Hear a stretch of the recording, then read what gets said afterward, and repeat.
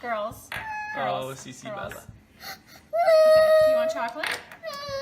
No chocolate? If you want chocolate, you just get this bowl. You want this one, the bigger one? We're gonna go. I love you too.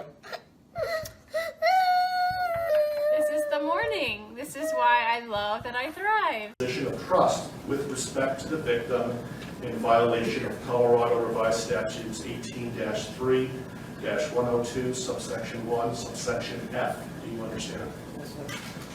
Count 5 alleges murder in the first degree, a class 1 felony.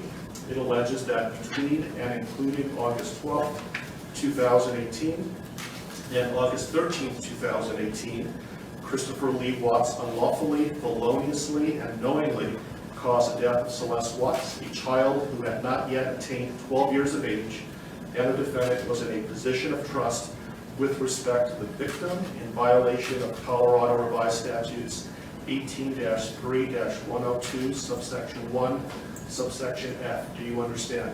Yes, sir. With regard to these first 5 counts, the minimum sentence that the court could impose if convicted is life imprisonment in the Colorado Department of Corrections, and the maximum sentence is death. Do you understand? Yes, sir. Let me also point out that pursuant to Rule 32.1 of the Rules of Criminal Procedure, If this stillness holds you, a quiet gesture helps sustain these long-form investigations. Taking a moment to like the video or subscribe allows stories like this to be examined with the time and care they demand, bringing hidden truths into focus, one layer at a time. I don't want to be in it. Get lower.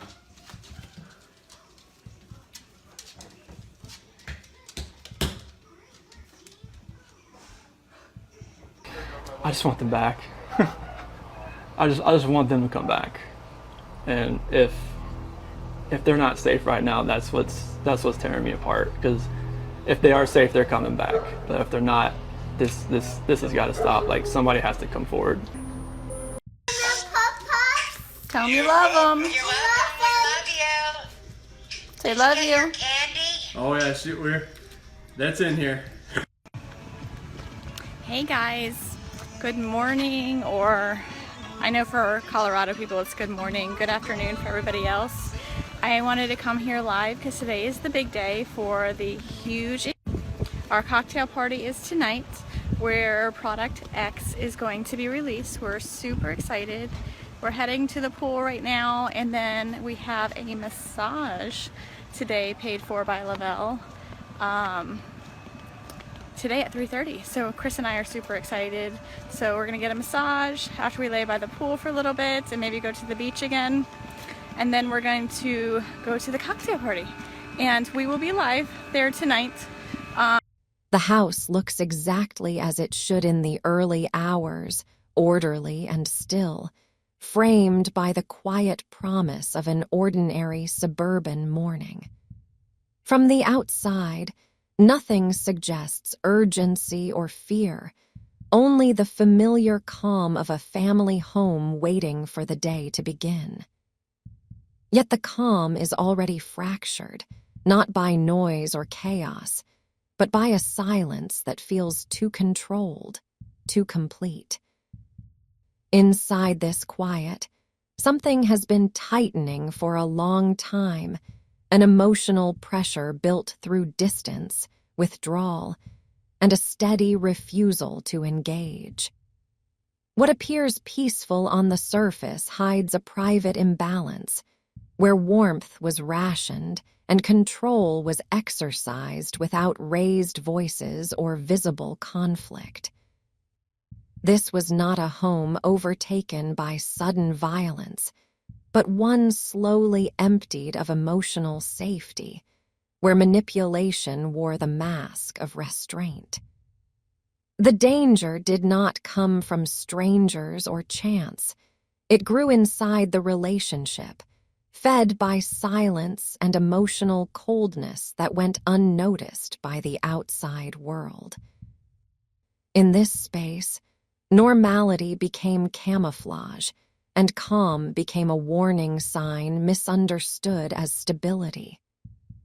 The most disturbing truth is not that something broke here, but that it was breaking quietly for so long, hidden behind the appearance of a devoted husband and an intact family, until the silence itself became the final. Objectively say that this is perhaps the most inhumane and vicious crime that I have handled out of the thousands of cases that I have seen. And nothing less than a maximum sentence would be appropriate, and anything less than the maximum sentence would depreciate the seriousness of this offense. Deputies, I would respectfully ask that you take this defendant into custody and have him serve the rest of his life in the Department of Corrections. We are in recess. I don't want him to really go in the ocean. I mean,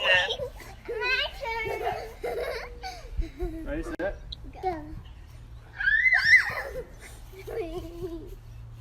Ready, set. The pool opens in 2 weeks too. what's the degrees today? 85 last I checked. 120. Wow. No, Cece. Yeah. CC, get girl. Oh gosh. Oh my gosh, are you kidding? She can climb that fence. The past 3 months I barely slept because I've been going through a lot of different emotions because I did not see this coming. You went from being my brother, my sister's protector, one of the most loved people in my family, to someone I will spend the rest of my life trying to understand. What gave you the right to put your hands on a woman, let alone my best friend, my beloved sister, your daughters, and your son? Why weren't they enough for you? In the blink of an eye, you took away my whole world, the people that mattered to me the most. Everything in my life I loved, your children. They trusted you. They loved you. They looked up to you because you promised to keep them safe. Instead, you turned on your family. My blood is boiling as I write these last words because they are the last you will ever hear from me. I can't even think of the right words to describe the betrayal and the hate I feel. And to be honest, you aren't even worth the time and effort it takes to put my pen to this paper. There isn't a day that goes by that I don't cry for my family. They were my whole world. All I do is ask myself why. Why would you do this? You don't deserve to be called a man. What kind of person slaughters the people that love them the most? Did you really think you would get away with this? Did you really think that this was your best option, to throw away your family like they were garbage? They deserve better, and you know it. I hope you spend the rest of your life staring at the ceiling every night, being haunted by what you've done. None of us deserved this.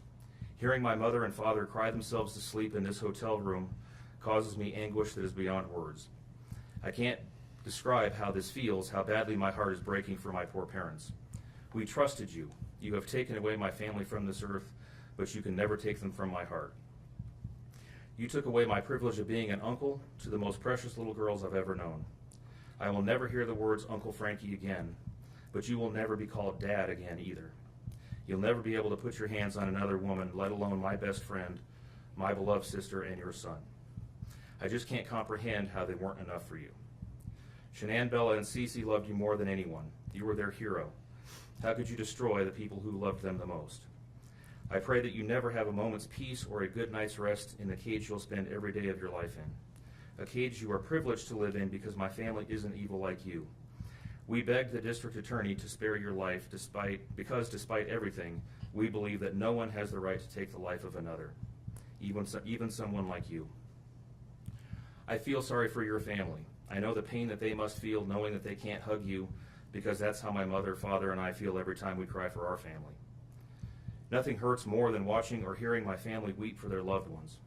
I just wish that I could tell that you would tell the truth, but I know that that is asking for more than you are capable of. I stayed up all night writing this statement. I don't sleep because of you. My life will never be the same because of you, but at least my conscience is clear. I get to live free, but I can't say the same for you. I haven't slept in 2 days because I've been anxiously waiting for this moment, the moment I get to tell you how I feel, how this has affected my family and I. My family and I can finally grieve after today. If anything, we will come out of this stronger today than we were before, and we will continue to pray for your family. Sincerely, Frankie Rusick. Thank you, James. In the hours before sunrise, the neighborhood is still. Streetlights hang over empty pavement like tired sentinels, and the houses sit in orderly rows, their windows dark, their porches clean, their lawns trimmed to the same quiet standard. It is the kind of place built for certainty. A place where the future is supposed to resemble the past. Weekdays that begin with coffee and end with dinner. Weekends measured in errands and children's laughter. Seasons marked by decorations on a front door. On that morning, one house holds a silence that does not belong to it. Inside, the air is cool and controlled, as if the rooms have been holding their breath. The furniture is arranged with intention. The counters are neat. The walls carry photographs meant to prove what the family is supposed to be, smiles framed in bright color, arms around shoulders, faces turned toward the camera in practiced warmth. Yet the warmth in those images feels contained, as if it lives only where it has been placed, never spreading freely beyond the edges of the frame. A man moves through this stillness with the careful efficiency of someone who does not want to disturb anything. His steps are measured. His hands know where objects belong. He does not appear frantic. He does not appear broken. He appears focused, and in a house built for family noise, focus can look like calm.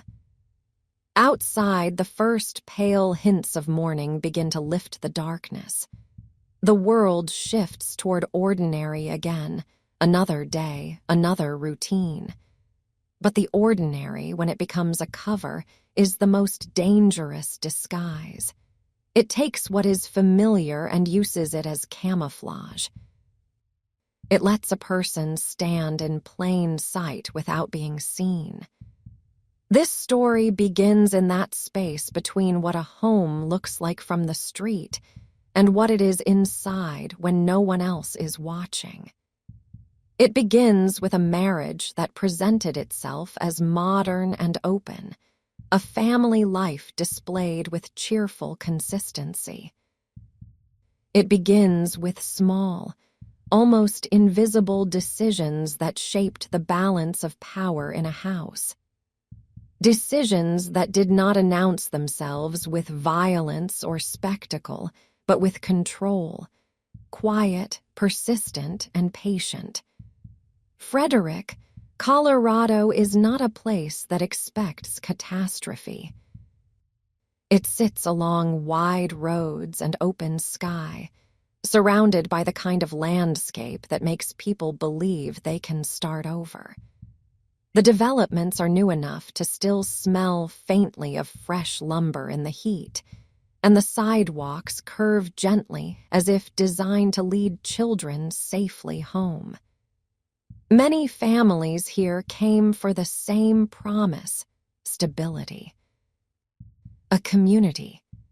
A chance to build a life that would not be interrupted by the chaos of older cities and older wounds. Chris Watts and Shanann Watts were, in outward form, exactly the kind of couple that seems to belong in such a place. Their life carried the familiar markers of aspiration: a house large enough to represent success, children small enough to represent the future, and the everyday choreography of family, appointments, school days, small celebrations. There was movement in their life, and a momentum that, from the outside, could be mistaken for happiness. Shannan's presence in the family's public life was vivid and generous. She documented ordinary moments with a sense of purpose, turning small routines into milestones, capturing her children's faces as if she wanted to hold time in her hands and refuse to let it slip away. The warmth in her was not subtle. It lived in gestures, in preparation, in care. Her attention moved outward, toward her daughters, toward the shape of the home, toward a future she was always trying to build more securely. The girls were young enough to exist in the purest state of trust.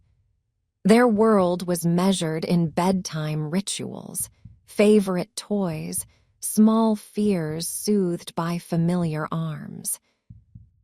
They carried the ordinary vulnerabilities of childhood, the need for reassurance, the need for presence, the need to be seen and kept safe. Their emotions were immediate and honest, and the home, in its best version, would have been a shelter built around that honesty. Chris, by contrast, had a stillness that could raid as reliability. He did not announce himself. He did not demand attention with noise or spectacle. He appeared to many people as steady. He worked. He completed tasks. He moved through life with a kind of contained discipline.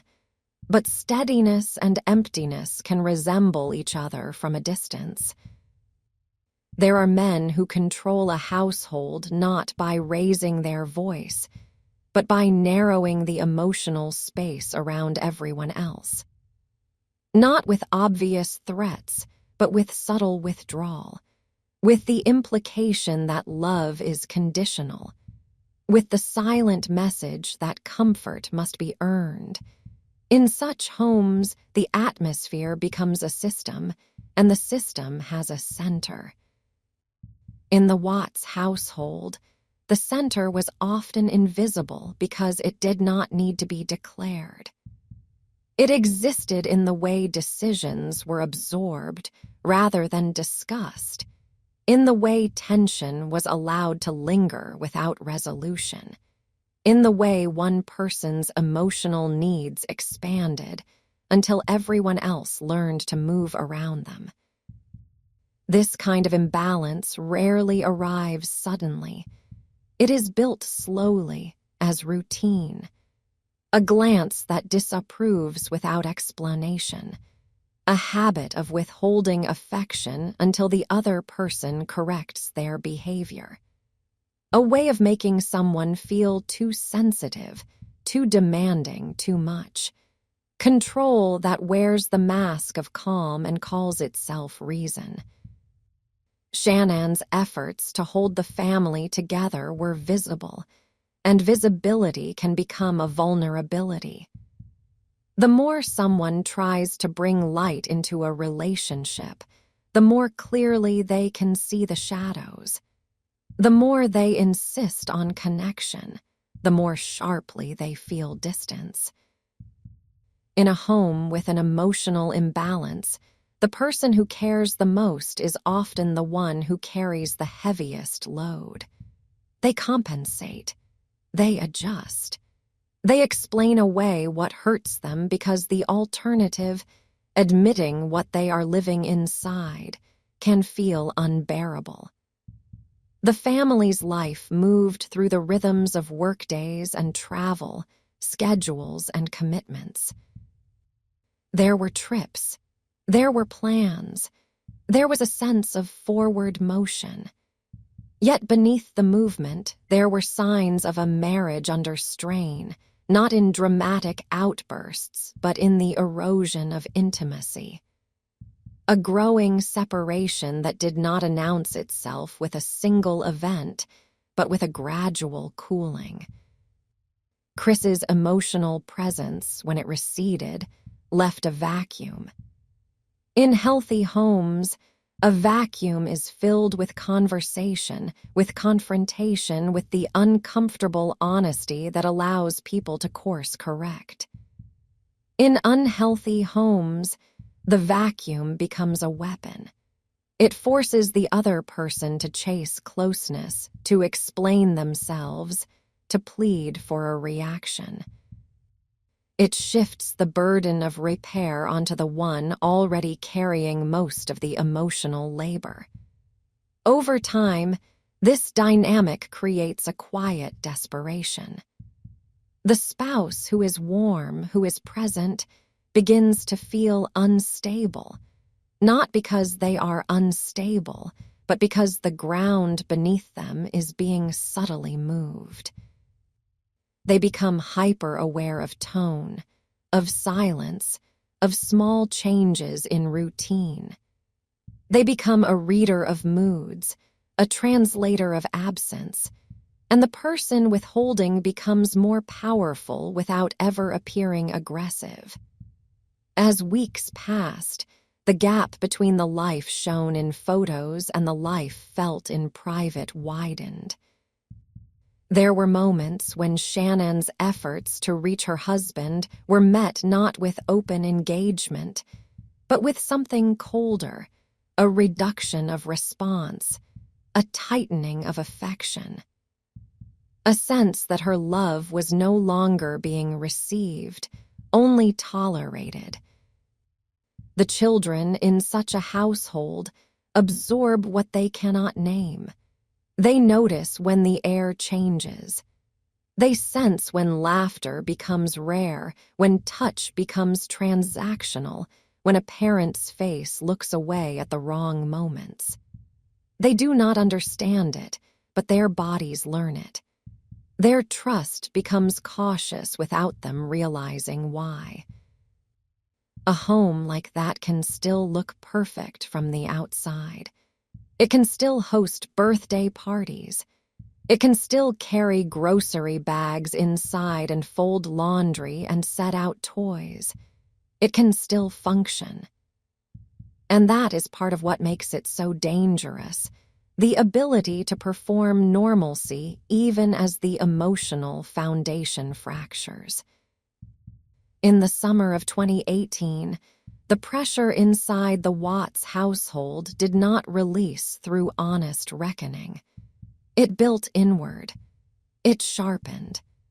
It narrowed into a private reality that Chris controlled by keeping it hidden.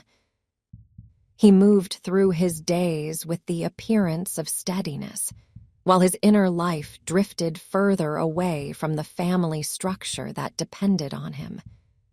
When Shannon traveled away from home, the distance between them became more exposed, not less.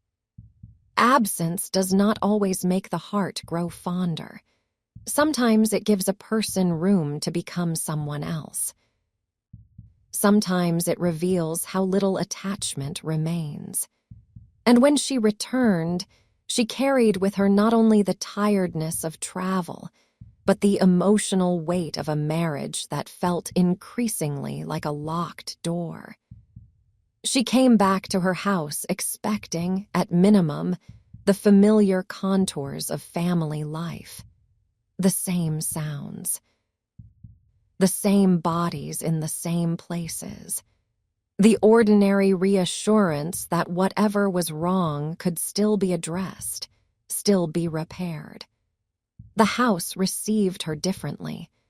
There is a particular kind of dread that forms when a person steps into their own home and feels, immediately, that the atmosphere has changed. The rooms are the same, but the air is not. The silence is shaped differently. The stillness feels intentional rather than incidental. It is the sensation of being present in a space that no longer recognizes you. In the night that followed, the neighborhood remained quiet. The streetlights continued to hum. The world outside continued to believe in routine. And behind the walls of that house, the distance between the family's public image and its private reality reached a point where it could no longer hold. Morning came as it always does, indifferent and precise. The day began to assemble itself. A new sun, a new schedule, a new set of expectations from the outside world. The man in the house moved through those early hours with a focus that did not look like panic. He performed small tasks with a deliberate calm, as if he had rehearsed what comes next. And in that calm, something essential was missing, something that should have been unmistakable in a home with young children and a wife returning from travel. Their absence did not arrive with noise. It arrived as a silence that was too complete. The house held that silence the way a sealed room holds stale air, undisturbed, unshared, and strangely complete. The children's things were there, scattered in the familiar way of small lives. A toy left where it had been dropped, a blanket folded with imperfect corners, the soft evidence of routine. Yet routine, when it is truly alive, leaves traces of itself moving. It leaves a cup in the sink, a light turned on and forgotten, a sound from an upstairs room. In this home, the traces were static. Nothing looked actively wrong at first glance. Everything simply looked paused. A pause can be innocent. A pause can also be a decision. By mid-morning, the stillness could no longer belong only to the house.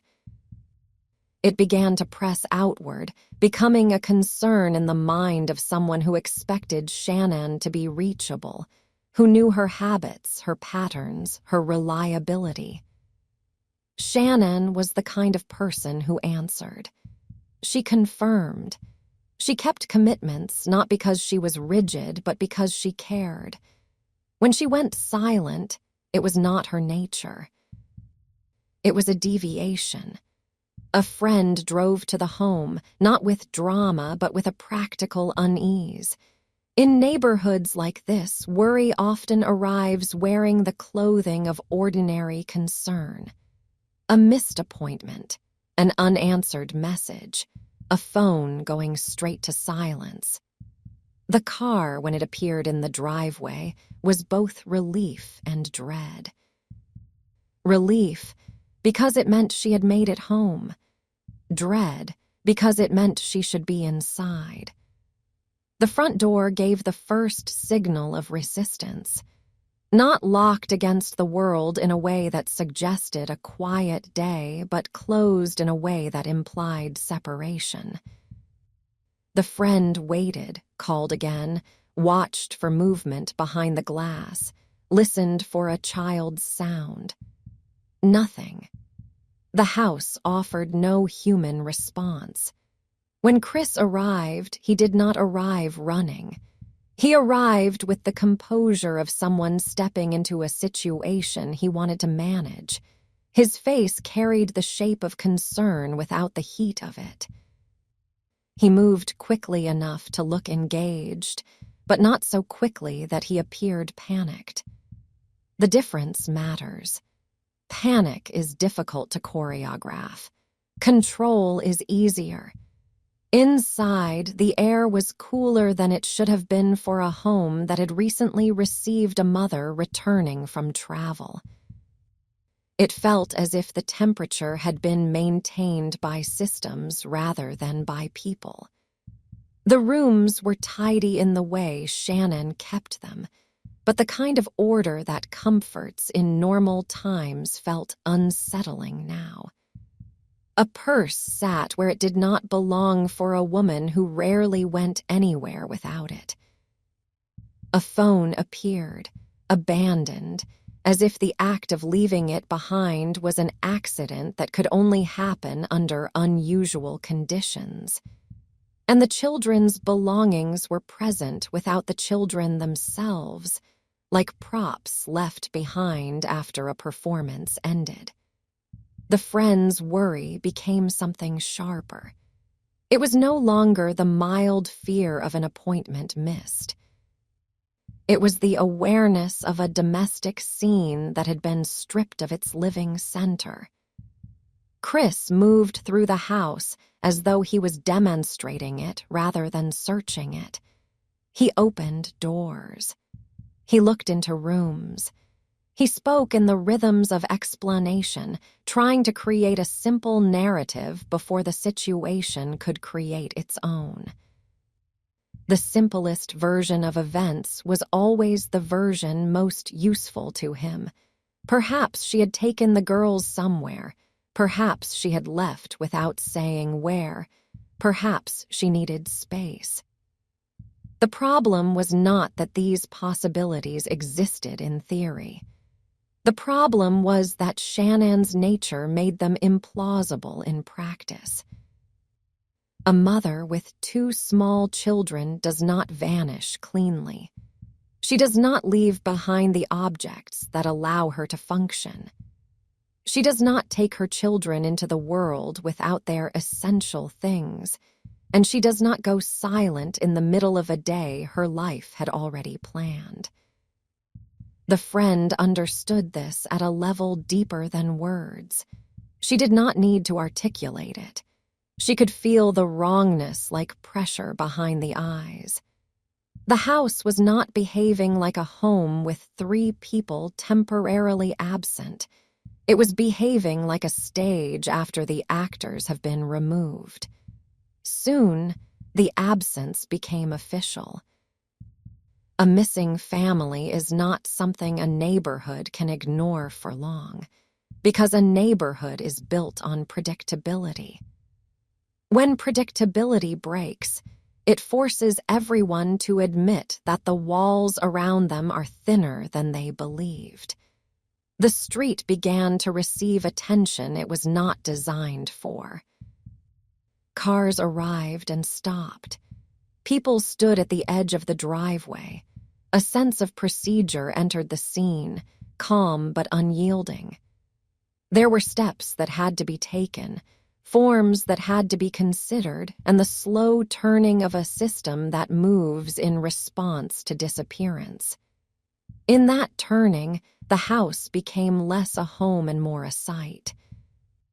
Chris remained at the center of it, because the center was where he needed to be. He had the advantage of being present. In these early hours, presence itself can look like innocence. A husband at his own door. A father whose name is on the mortgage. A man who can answer questions simply by virtue of being there. Yet presence is also a form of control. It allows a person to shape the first impressions, to decide which rooms are seen first, which details are highlighted, which concerns are dismissed as overreaction. The friend did not treat him with hostility. She treated him with a kind of urgent disbelief, the sort that comes when the world has stopped matching the shape of reality. She searched with her eyes, as if Shannon might appear if she stared long enough, as if the girls might tumble down the stairs in a burst of noise. Her body held tension that had nowhere to go. Chris's body did not hold the same tension. He moved with the steady containment that had always been part of him, but now it read differently. In a crisis, genuine fear tends to leak. It shows itself in fragments, in hands that shake, in voice that falters, in the inability to sit still. Chris's steadiness did not break. It did not expand into visible grief. It stayed narrow, functional, and controlled. The first concrete crack in the simplest story came from what could not be argued with. The family's world had left a trail, and the trail, when examined closely, was thin. Shannon's car was there. The children's car seats were there. The items she used for work and parenting were there. The medication she depended on was there. The house looked like a place a woman had entered and not left. As the day pressed on, attention shifted from the house itself to the patterns around it. A neighbor's security camera became a silent witness, not because it interpreted anything, but because it recorded movement without emotion.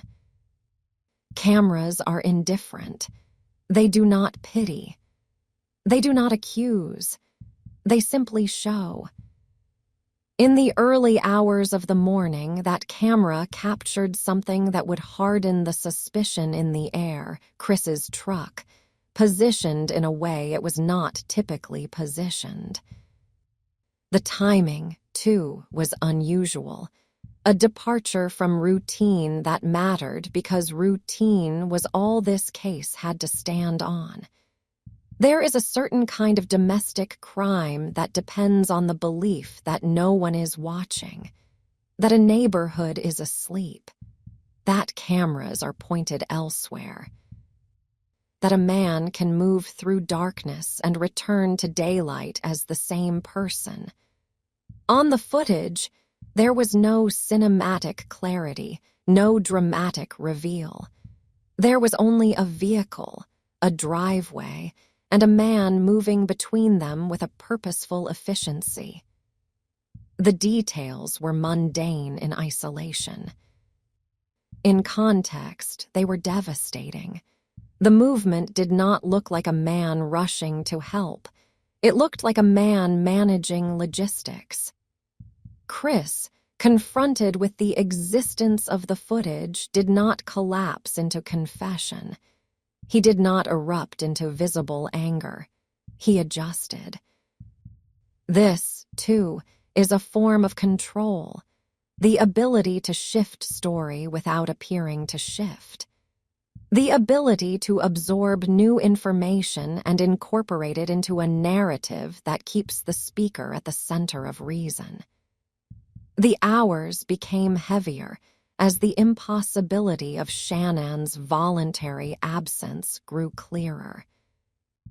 The house, when revisited again and again in the mind, began to look less like a place where a family had gone missing and more like a place where something had happened quickly, privately, and without witness.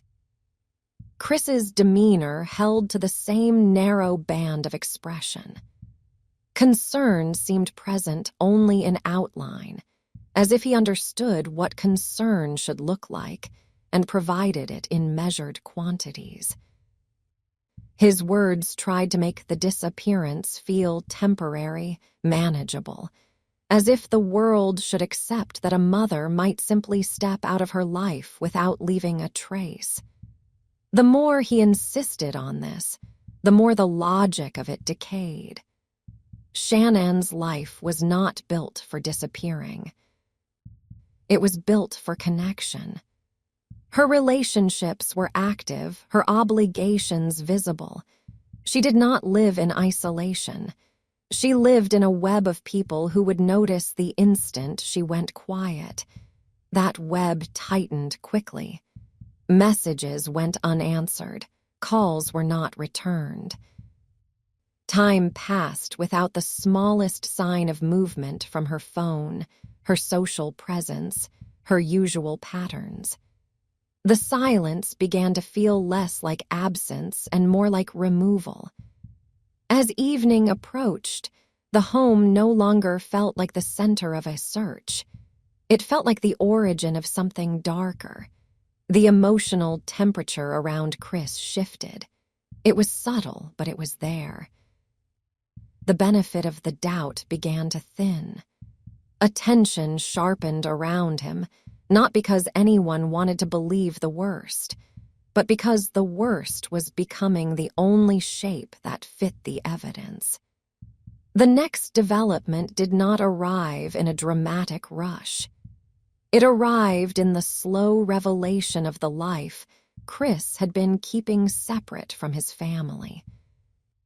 In the weeks leading up to Shannon's return, there had been another current running beneath the surface. An attachment that was not part of the marriage, a private escape that gave him a sense of possibility. It was not simply a lapse. It was a reorientation. The kind of reorientation that makes a person look at their existing life not as a responsibility, but as an obstacle. For someone like Chris, who had spent years building an image of steadiness, the existence of this new attachment was not merely a betrayal. It was evidence of a divided self. A self that could behave as a husband and father in public, while privately feeding a hunger for a different life. That hunger, once awakened, does not always remain contained. It creates impatience. It creates resentment.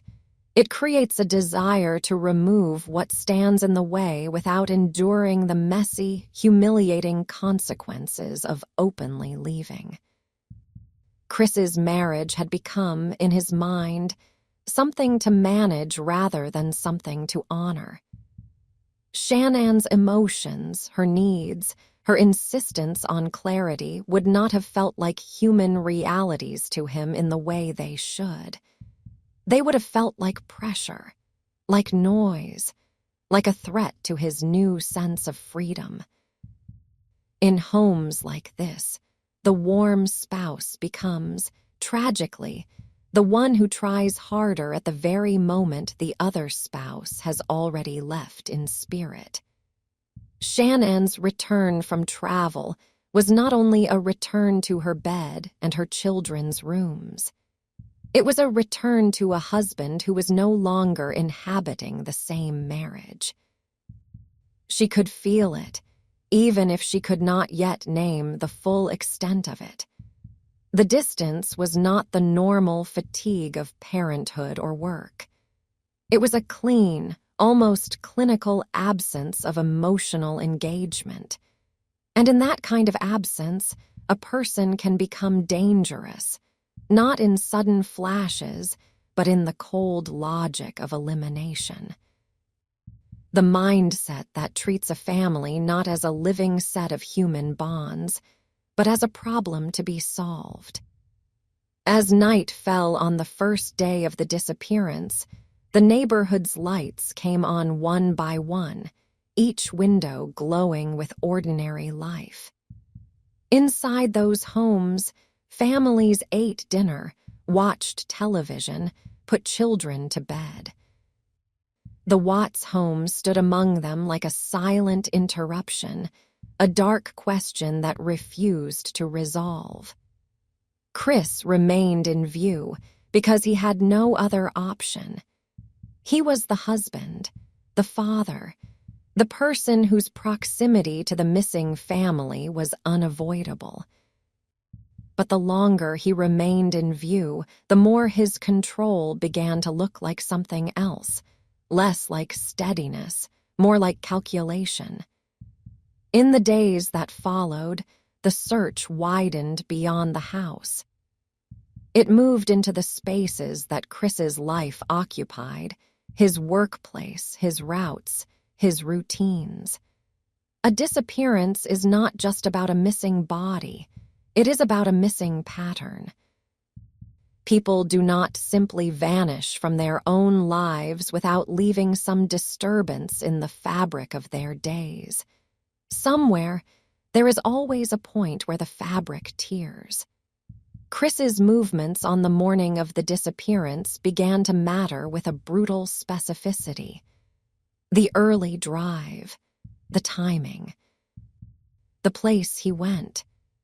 The fact that he had been alone with the opportunity to act without immediate witness.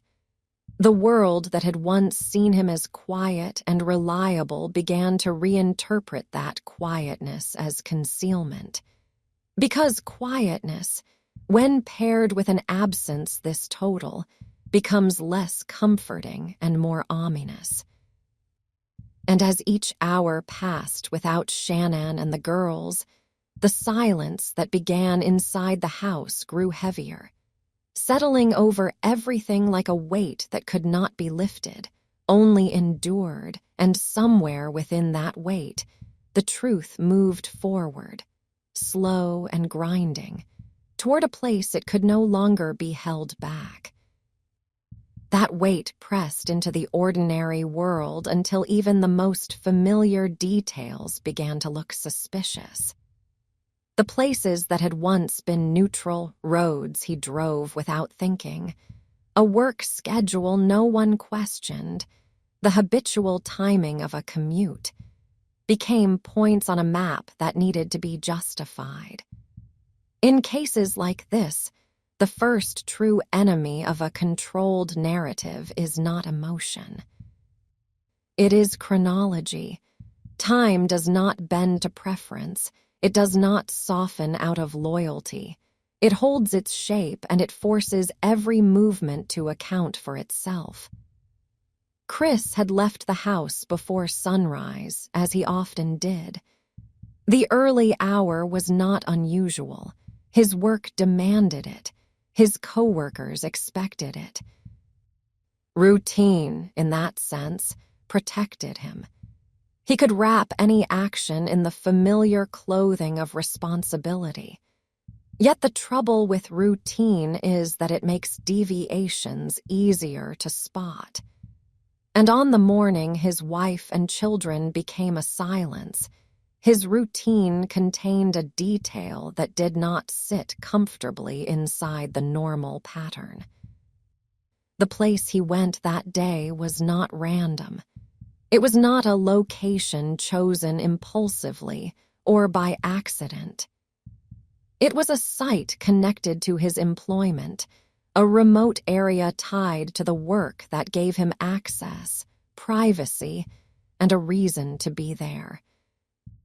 The landscape itself carried a bleak, utilitarian emptiness, industrial structures rising from open ground, metal and dirt and wind. It was a place designed for function, not for comfort, and it offered what a suburban neighborhood could not: distance from neighbors, distance from cameras, distance from the soft human noise of domestic life. When those tasked with finding Shannon and the children began to follow the thin thread of Chris's movements, it led outward from the house into that harsher terrain. The shift mattered. Homes can hide many things, but they also sit among other homes. They are surrounded by people who notice. Work sites, especially those set apart from residential life, carry a different kind of privacy. They are watched, but not in the same way. They are observed for productivity, not for morality. As attention moved toward Chris's work, pressure tightened around him. Not the explosive pressure of a confrontation, but the steady pressure of proximity. He could not escape scrutiny because he had built his life so that he appeared indispensable. The husband, the father, the employee, the man who should have been searching with genuine desperation. The problem for him was that desperation cannot be manufactured indefinitely. The body betrays what the mind tries to stage. The eyes drift toward what matters. The voice becomes careful around certain details. The narrative grows more elaborate in the places where it is weakest. In the days that followed, the polite assumption of misunderstanding dissolved. The disappearance had become an absence too complete to explain as a choice. Shannon's world did not contain the kind of free space that allows a person to walk away without leaving echoes.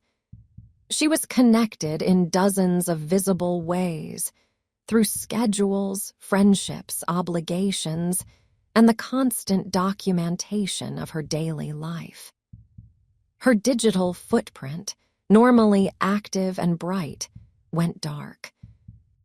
Her phone, normally an extension of her hand, lay behind.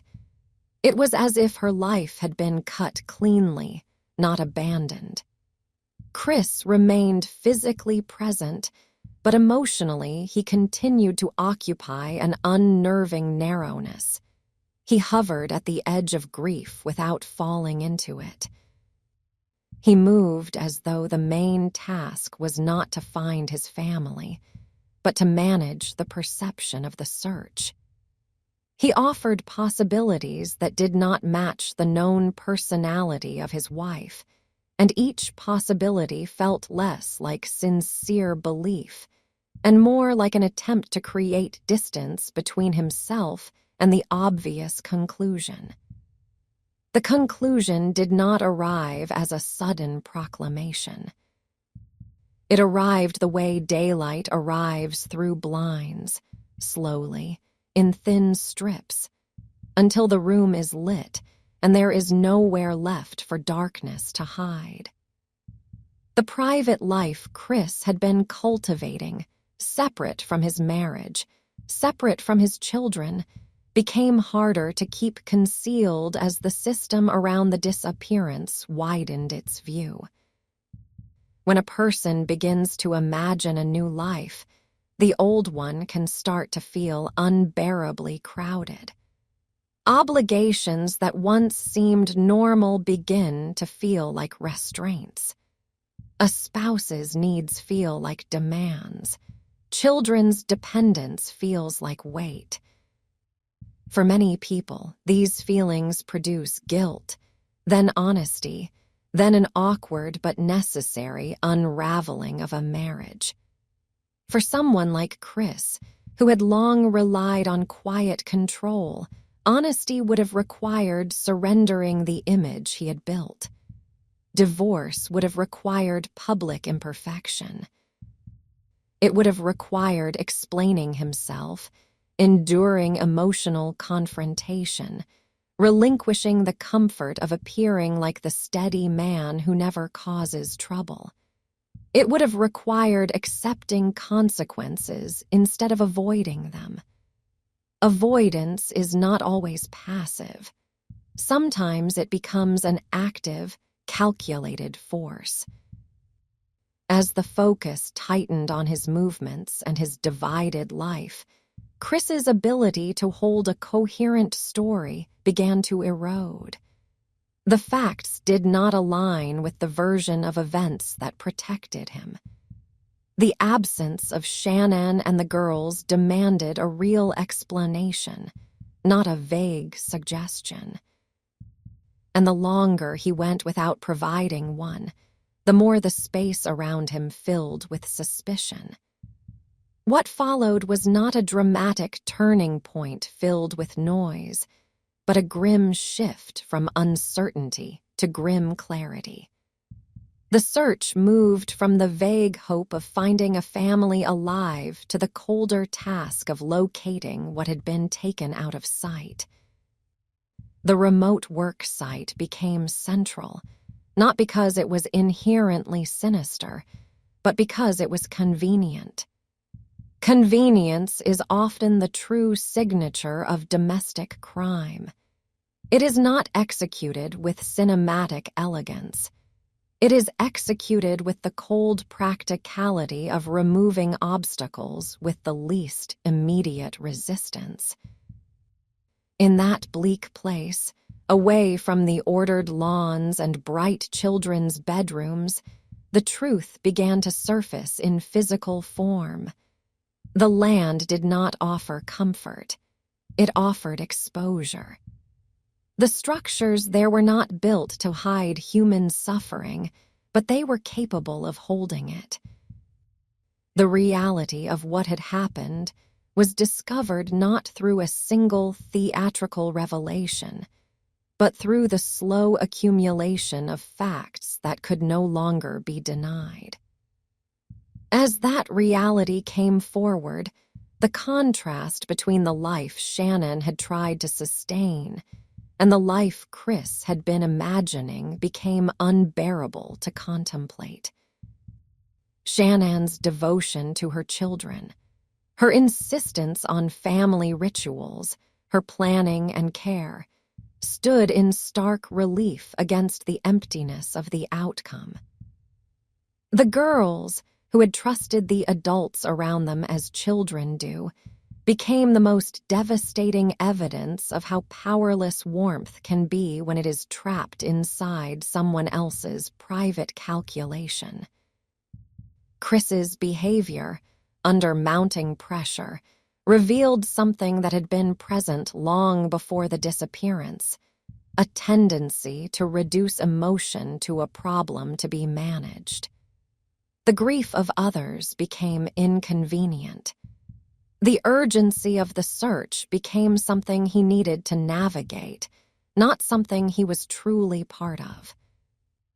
When a person is emotionally connected, they do not simply want resolution.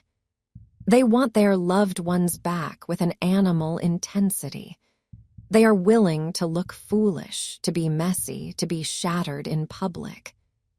Chris, even as the world around him began to collapse, held on to control as if it were the last thing that belonged to him. In time, the case moved into the heavy machinery of legal consequence. Rooms designed for process and procedure filled with the weight of a family no longer present. The language of law does not carry the warmth of human life. It reduces names to entries and events to sequences. It tries to create order where order has been destroyed. The result is never satisfying. It is only necessary. Chris stood within that process not as a man undone by loss, but as a man cornered by facts. His posture, his restraint, his carefulness did not communicate the devastation of a husband and father whose life had been stolen from him. It communicated containment. It communicated a continued effort to stay composed even as composition became meaningless. The aftermath settled heavily over those who had loved Shannon and the girls. It settled over the house that had once been staged for family life, now quiet in a different way. It settled over the ordinary objects that remained. Photos that could no longer be updated, toys that would no longer be played with, rooms that would no longer fill with bedtime whispers. And it settled over the community, because communities like this build themselves on an unspoken agreement that the danger lies elsewhere. That evil is an outside force, a stranger's shadow, not something that can sit at a dinner table and smile for a camera. The most lasting horror of this case is not only what happened, but the way it happened behind the mask of normal life. A man did not need to look monstrous to do monstrous damage. He only needed to keep his inner life hidden long enough for the consequences to become irreversible. In the months that followed, the public image Chris had worn, quiet, responsible, steady, became a shell people could no longer recognize as harmless. They began to replay memories, looking for the moments that should have warned them. The problem is that warnings, when they exist in subtle forms, often do not feel like warnings. They feel like personality. They feel like introversion.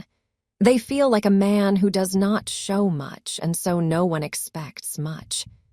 But the lack of warmth is not neutral. When love becomes conditional, when silence becomes a tool, when control hides inside politeness, the people living nearest to it become slowly diminished. They adjust. They explain. They work harder. They offer more, hoping to get back what was never freely given. Shannon lived inside that effort. carrying the emotional weight of a household that looked stable while something inside it was hardening. The story, in the end, is not about a sudden rupture in an otherwise healthy life. It is about a long imbalance, one person vivid and giving, the other increasingly hollowed out, holding the family at a distance while benefiting from its appearance.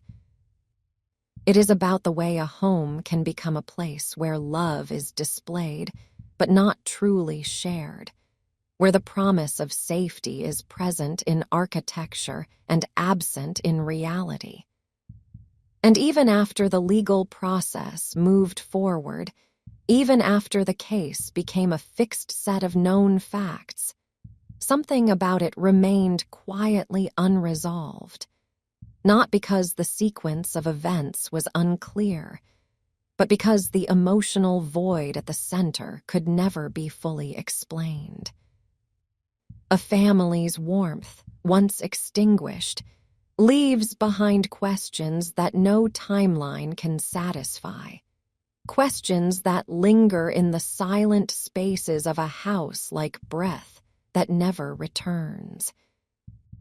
That breathless quiet lingered because the disappearance did not simply remove 3 lives from a home. It removed the logic that had held the home together.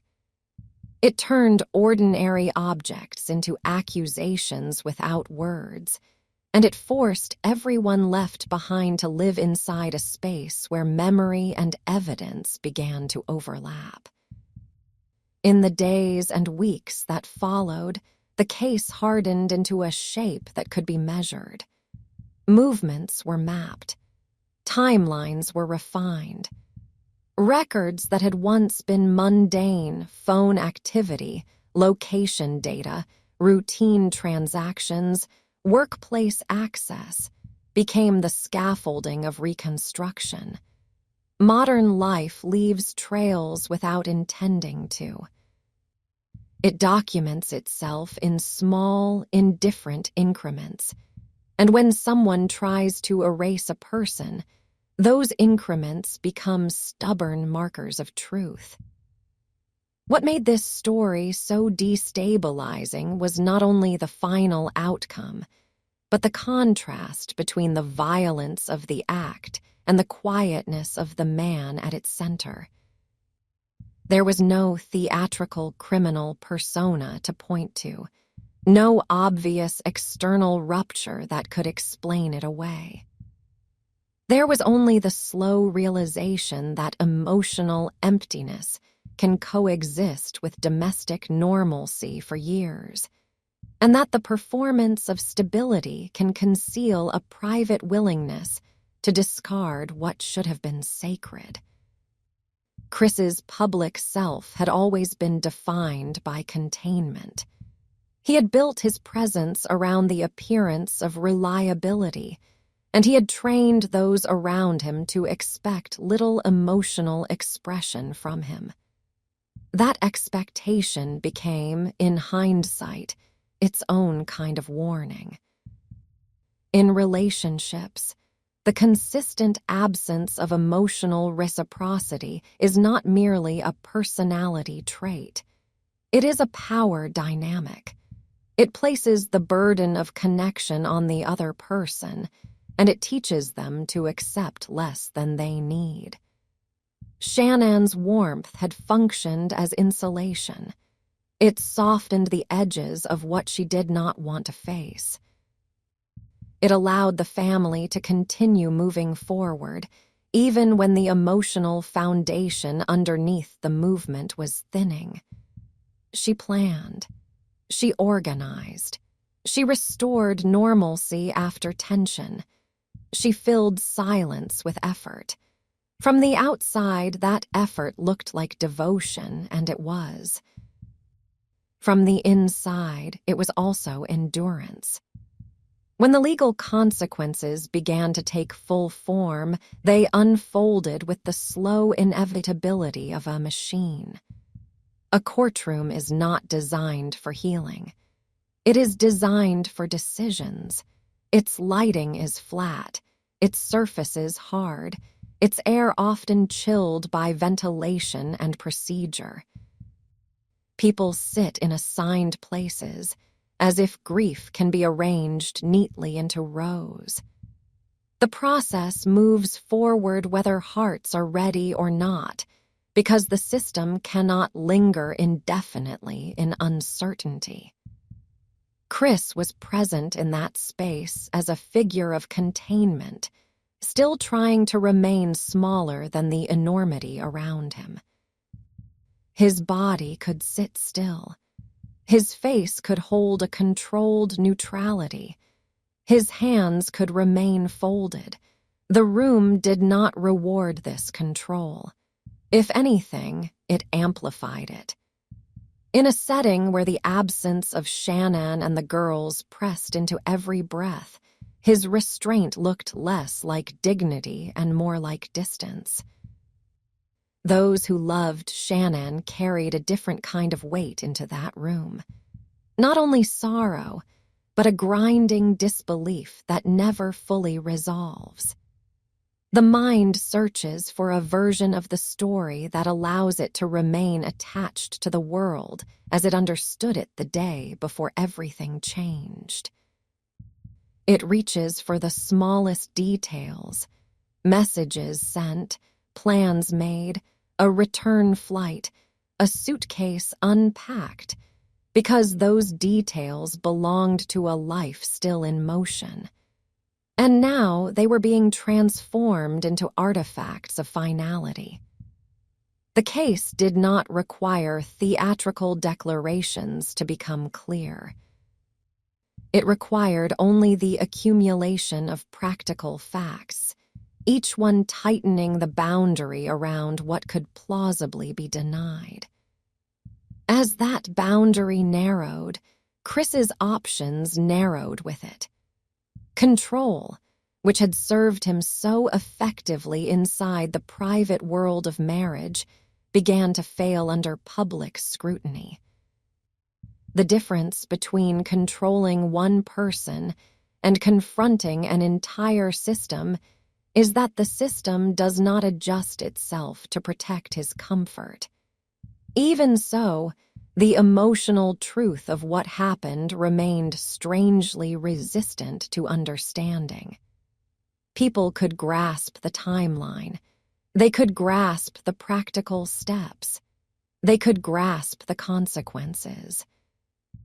What they could not grasp was the internal permission required to do it.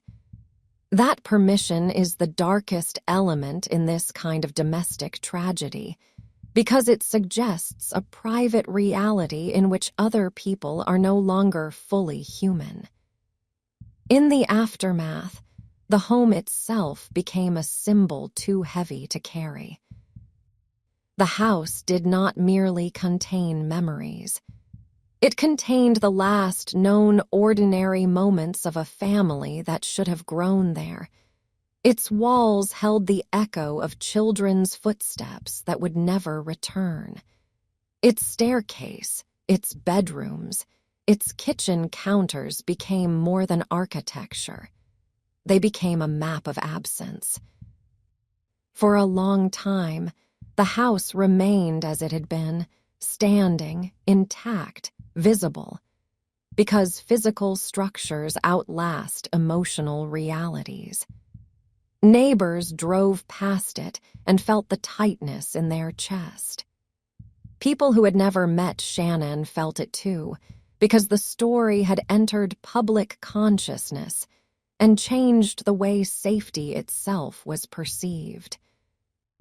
It reminded everyone that the most catastrophic danger is sometimes not an intruder from outside, but the person who knows the door code, who understands the schedule, who can predict when the street will be quiet. Shannon's digital presence, once bright and active, remained in fragments, images, posts, small moments captured in the ordinary way families now capture themselves. Those fragments took on a painful double meaning. They were proof of life, but also proof of what had been lost. The smiles in those images became unbearable to look at for too long, because they were not performative in the way Chris's composure sometimes seemed to be. They were real. They were the natural expression of a mother who believed her children were safe, who believed the future was still open. In that contrast, the case settled into its enduring shape, warmth confronted by coldness, effort confronted by detachment, vulnerability confronted by control. And as time passed, the story continued to reveal its earlier layers. The months before the crime were not simply a prelude. They were the slow tightening of a psychological trap. Financial stress, marital tension, the pressure of maintaining appearances, and the private emergence of a new attachment all contributed to an environment where Chris's impatience could grow. But none of those pressures, no matter how real, could explain the decisive act that followed. They could only illuminate the conditions under which his capacity for empathy failed. There is a particular cruelty in the way controlling people often avoid open conflict. They can endure misery, but they cannot endure exposure. They can tolerate unhappiness, but they cannot tolerate the public humiliation of being seen as the one who broke a family. They want outcomes without consequences. They want freedom without responsibility. They want to step into a new life as if the old one can be erased cleanly behind them. In the Watts case, that desire did not manifest as a straightforward departure. It manifested as removal. Not only of a spouse, but of the children who represented the strongest bond, the most permanent tie, the most visible proof of the family identity Chris had worn. The public struggle to understand this element never fully faded. People tried to locate the moment where the man became capable of what he did. Some searched his past for prior eruptions, for visible cruelty, for anything that would have announced itself. Others looked at his quietness and wondered how many times quietness had been misread as gentleness, how many times emotional absence had been excused as shyness, how many times a lack of visible anger had been mistaken for safety. But the case did not offer simple lessons. It offered only a grim reminder that control can be silent, that manipulation can be calm, and that the absence of warmth is not neutral when it is paired with entitlement. What remained for those who loved Shannon was not only grief, but the endless aftershock of imagining her final ordinary hours. Not in graphic detail, not in the mechanics of what happened, but in the emotional reality of it. The moment a woman realizes the person beside her is no longer emotionally reachable, the moment she senses danger without being able to prove it, the moment she feels the ground shift under the life she had tried so hard to build. There is no closure in that realization. There is only the slow work of carrying it. As the legal outcome settled, it created a definitive public record, but it did not create peace. A verdict or sentence can declare accountability, but it cannot restore the living texture of a family. It cannot bring back the small things that made Shannon's life hers, her voice in a room, her children's routines, the daily rhythm of care. It cannot undo the way the case fractured a community's sense of normalcy. And the man at the center of it remained, in every public image afterward, unsettlingly consistent, still contained, still small, still appearing as though the full emotional dimension of what he had done existed somewhere outside his reach. That, perhaps, was the most chilling element of all. Not rage, not spectacle, but the sense of a person who could sever himself from empathy so completely that even the consequences seemed to belong to someone else. Time moved forward, because time always moves forward. Seasons changed in Frederick. Snow came and melted. New families moved into nearby homes. Children in other houses grew taller. Life attempted to reassert itself. But some stories do not end when the legal process ends. They linger in the routines that remain. They linger in the way a mother grips her child's hand a little tighter walking across a parking lot. They linger in the way a neighbor pays attention to a closed garage door, to a light left on too long, to a silence that feels slightly too complete. And in the quiet that follows such a case, there is often a final, haunting detail that returns again and again. Not a single piece of evidence, not a particular moment on a timeline, but the remembered image of a family trying, in plain sight, to live a normal life. A woman building warmth day by day. Children trusting without hesitation.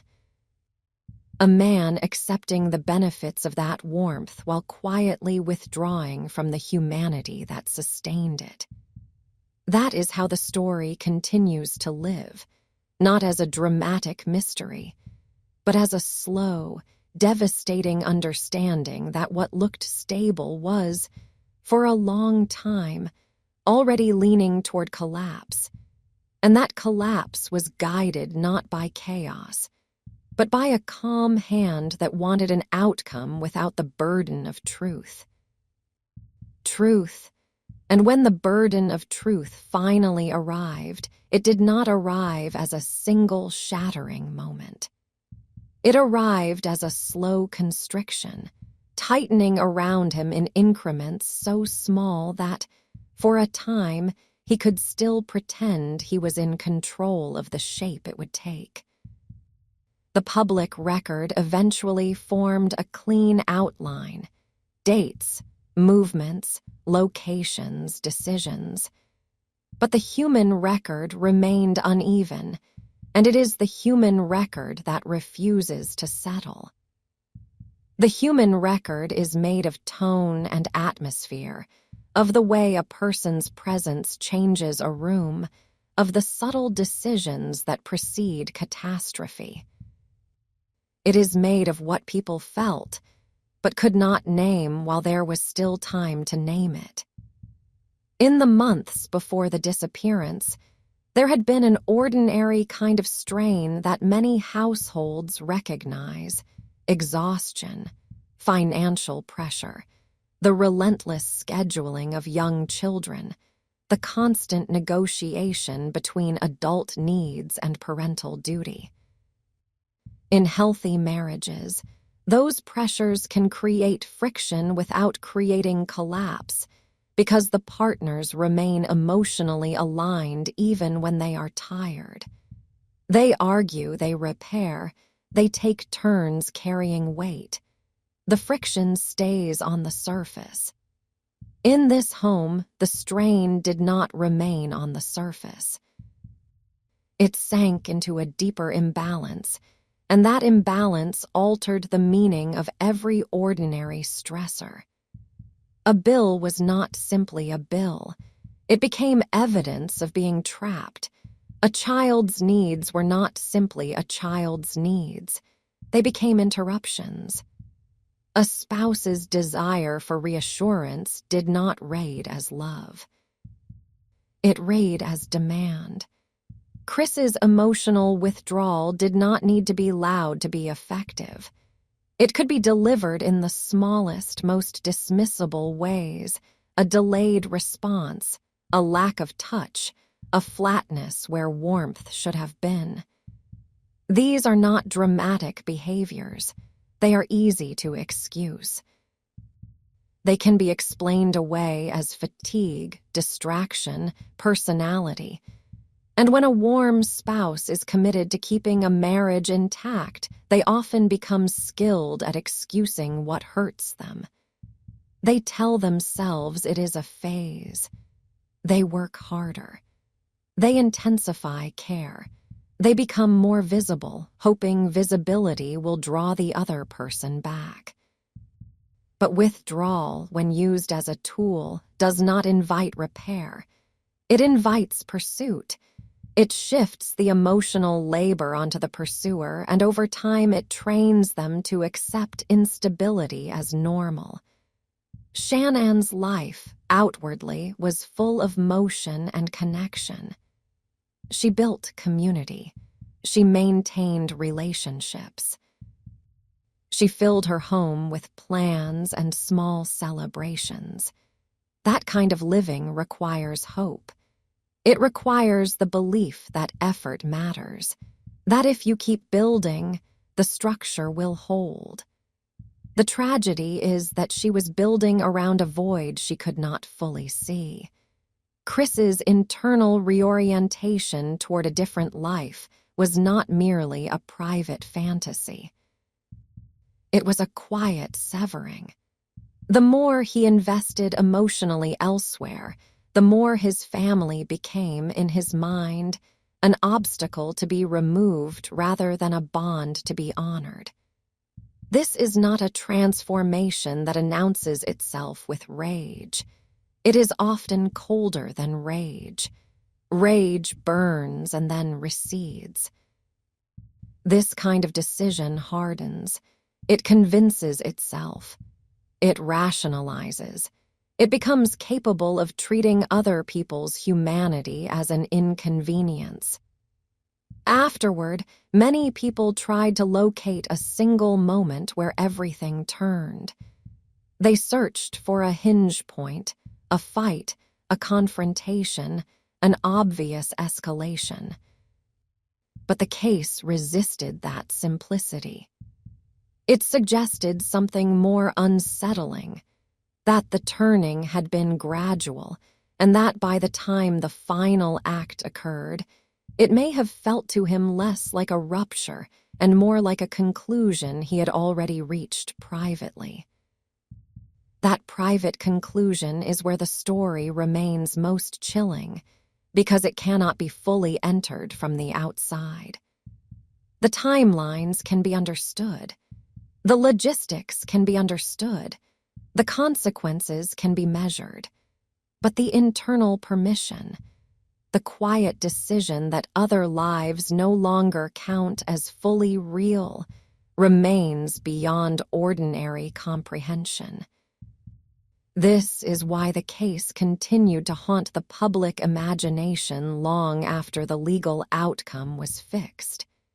It exposed a frightening mismatch between appearance and capacity. It showed that the mask of normalcy does not require charisma or theatrical manipulation. It can be worn by someone unremarkable, someone whose calmness is mistaken for decency, someone whose silence is interpreted as stability. And it forced a reconsideration of what control can look like inside a home. Control does not always arrive as shouting. It can arrive as absence. It can arrive as the quiet refusal to meet another person emotionally. It can arrive as the consistent message, spoken without words, that the other person's needs are excessive, that their fear is irrational, that their desire for closeness is a burden. Over time, the warm spouse begins to question their own instincts. They become more cautious, more accommodating, more desperate to restore what they remember. Shannon's warmth, her visibility, her emotional presence made her easy to perceive in the story. The children's innocence made them impossible to rationalize away. Chris's coldness was harder to see at first because it did not posture as cruelty. It postured as quietness, and quietness in many cultures is treated as virtue. It is seen as maturity, as steadiness, as self-control. But self-control is not the same as empathy. When the case settled into its aftermath, it left behind two separate realities. One was the factual reality, what happened, where and in what sequence. The other was the atmospheric reality, what the home must have felt like in the weeks before the disappearance. What it meant to live with a man who could withdraw warmth so completely. What it did to a woman who was trying to hold a family together while feeling the emotional ground shift under her feet. That atmospheric reality lived on in the people who had known Shannon personally. They did not merely lose a loved one. They lost the version of the world in which her efforts could protect her. They were left with the unbearable knowledge that devotion does not always shield a person from the coldness closest to them. They were also left with the remnants. Photographs that now carried a double meaning, holiday memories that could not be revisited without pain. The small, ordinary details of Shannon's life that had once been comforting and were now sharp. Even the most benign objects, a child's shoe, a hairbrush, a small jacket, could become a kind of silent grief because it was evidence of a life that should have continued. And then there was the house. Houses are built to hold families, not to hold aftermath. Yet the Watts home became a container for public memory.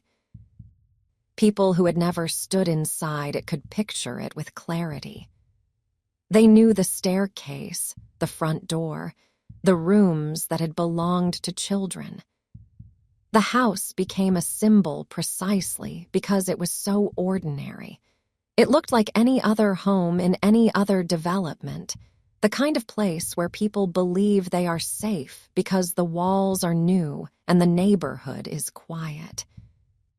Over time, the house could not remain simply a home. It became something people drove past with a lowered voice. It became a marker of unease. It represented the fear that the worst things can happen without warning signs that feel obvious at the time. The community around it continued living, because communities do that. They refill with the noise of everyday life. They host new families. They resume routine. Yet something subtle changes after a case like this. The illusion of distance from catastrophe breaks. People listen more closely. They notice what they once ignored. A late-night argument heard through a wall. A child crying too long. A spouse who seems suddenly absent in a way that feels more than tiredness. The story's enduring power lay in that shift. It did not offer the comfort of a clear villain who looked like one. It offered only the unsettling possibility that danger can be quiet, domestic, and well disguised. Chris, meanwhile, remained a figure of unnerving consistency. Even as the consequences became permanent, his outward presentation did not transform into the kind of grief that would have matched the scale of loss if the loss had been inflicted upon him rather than by him. He continued to appear as someone managing a circumstance rather than drowning in it. This was not proof in the legal sense. It was something subtler, the emotional mismatch that many people recognized instinctively, the sense that the human response one would expect was absent.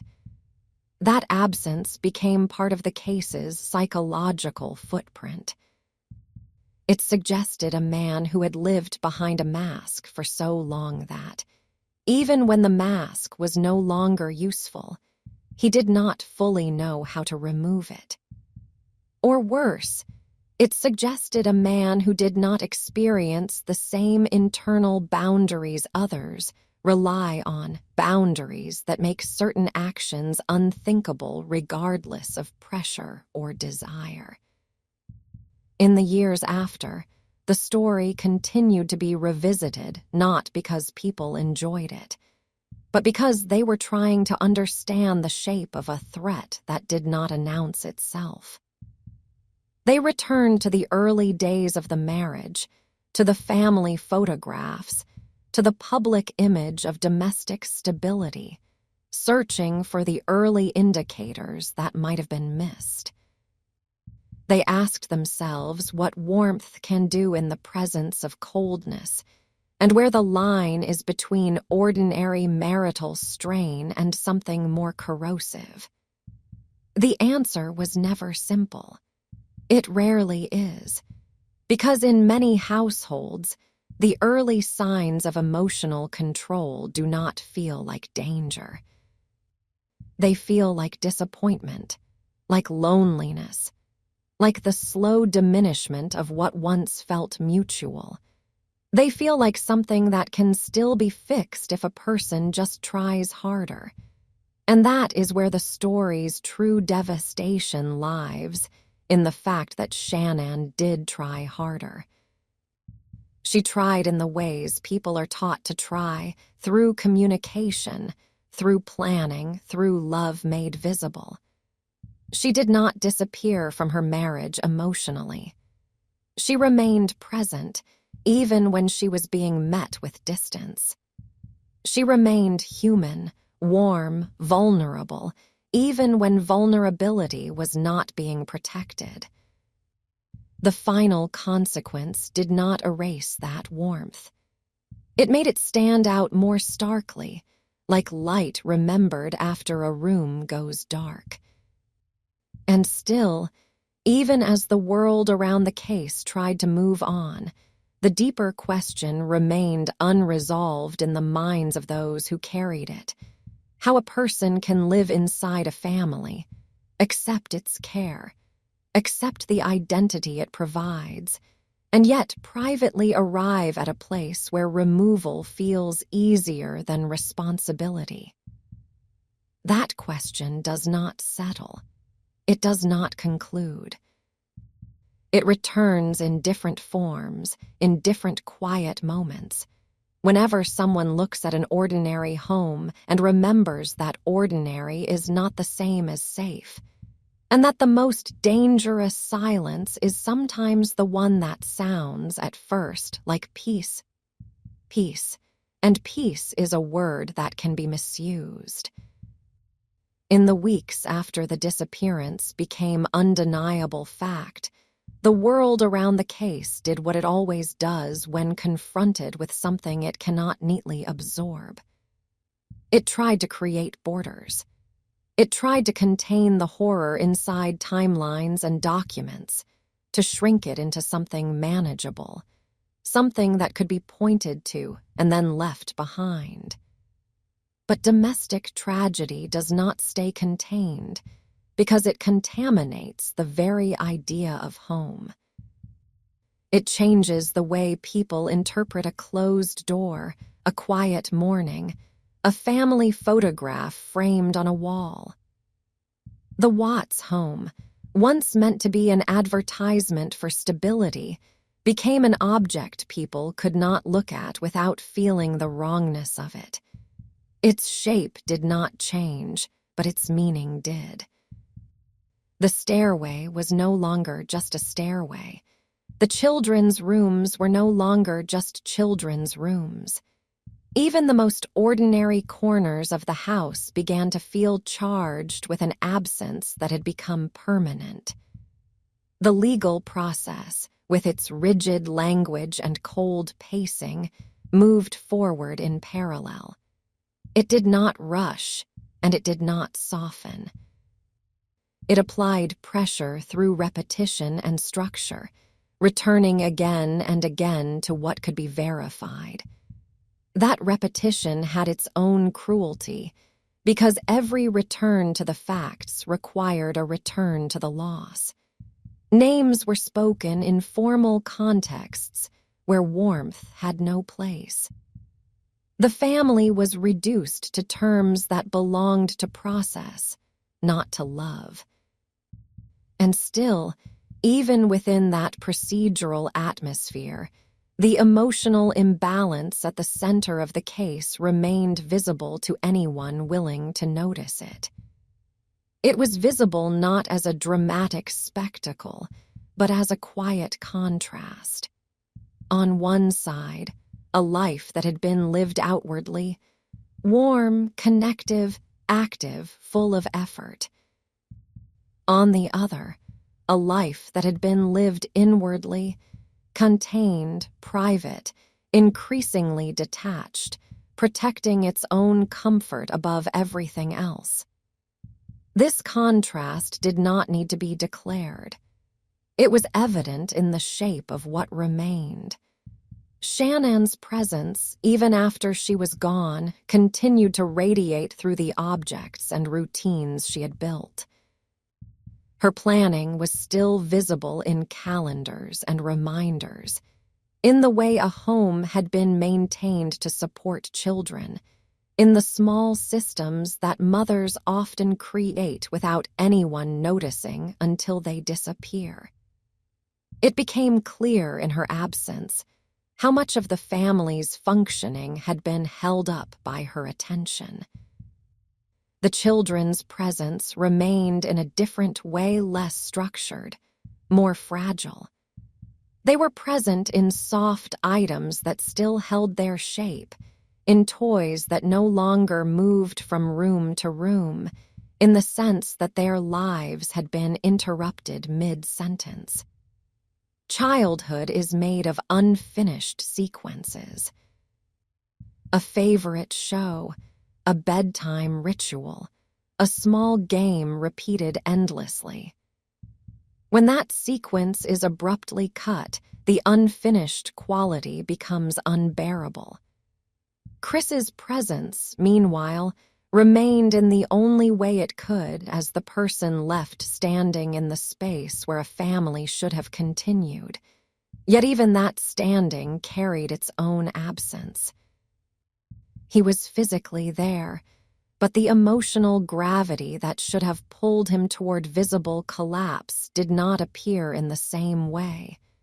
The effect was not simply unsettling. It was clarifying.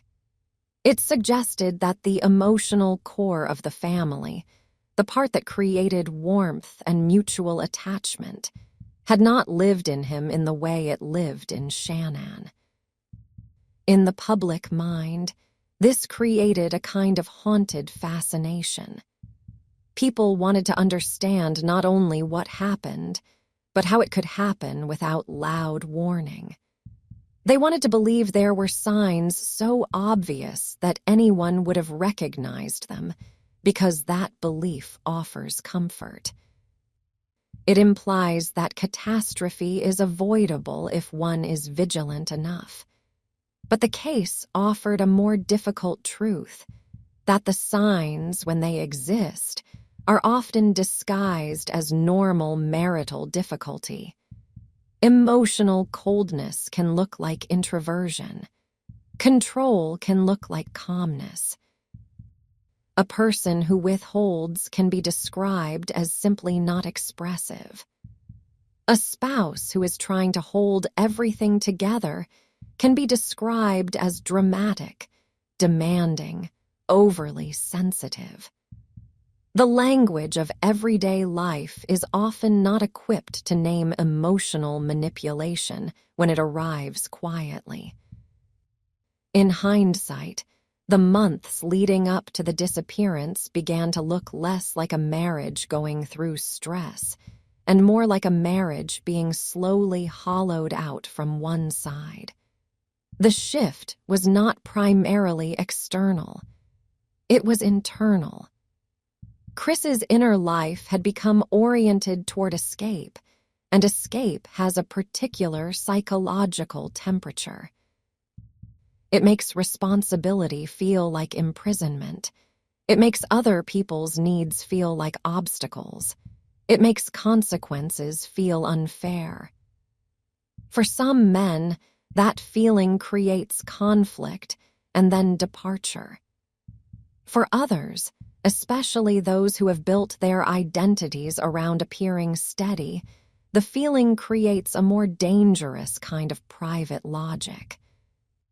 They begin to imagine that the cleanest solution is one that avoids confrontation, avoids public judgment, avoids the messy reality of leaving.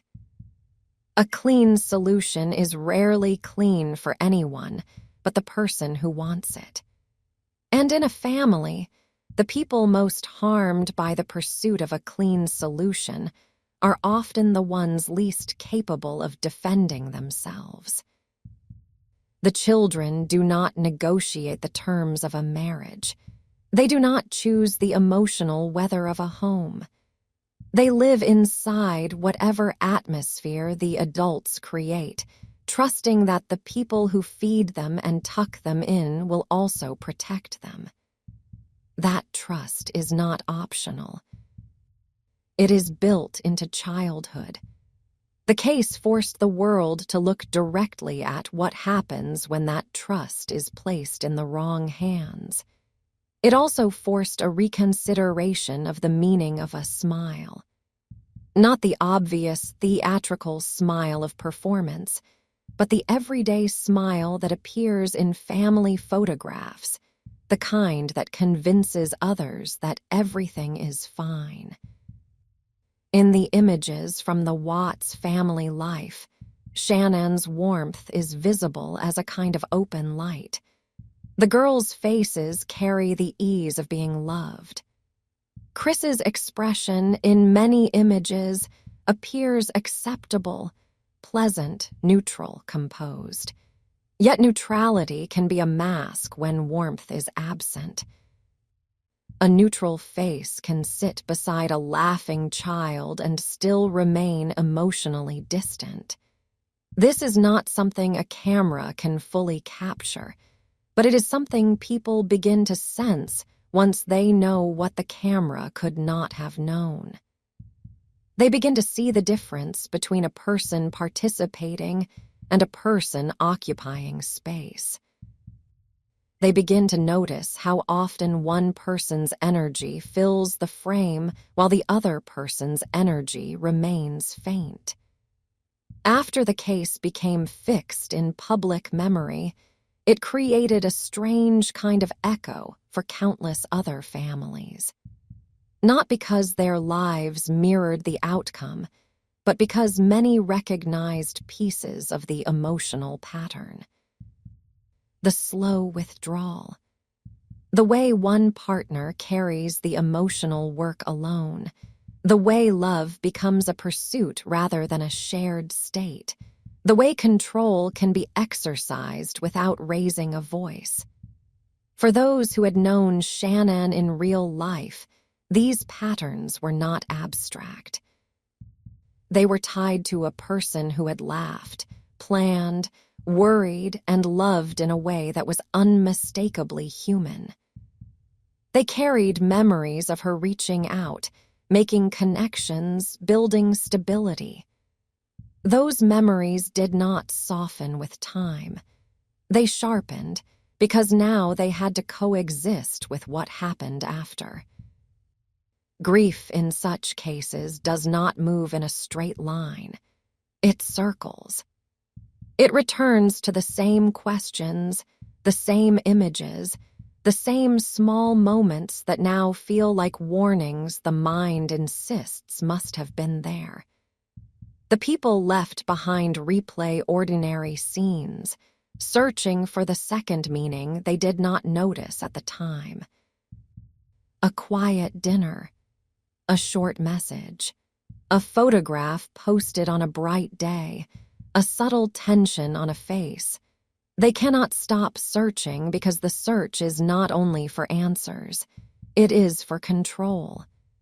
It is for a way to believe the world can be made predictable again, but predictability was exactly what the case destroyed. The aftermath also revealed the cost of a life lived partly as performance. The Watts family had not been unusual in sharing images and updates. Many families do. Yet once the story broke open, those images became fixed points for public interpretation. They were examined for authenticity, for strain, for hidden signals. The effect was deeply unfair to the living memory of Shannon and the girls because their images were never meant to be evidence. They were meant to be love made visible. Still, the public cannot help itself. It looks for patterns because patterns give the illusion of control. People wanted to identify a moment when the marriage shifted, when Chris became unreachable, when Shannon might have sensed the danger. They wanted to believe that if they could find that moment, they could learn to avoid it in their own lives. Yet the case did not offer a single moment. It offered a gradual erosion. That erosion begins in many homes with small asymmetries.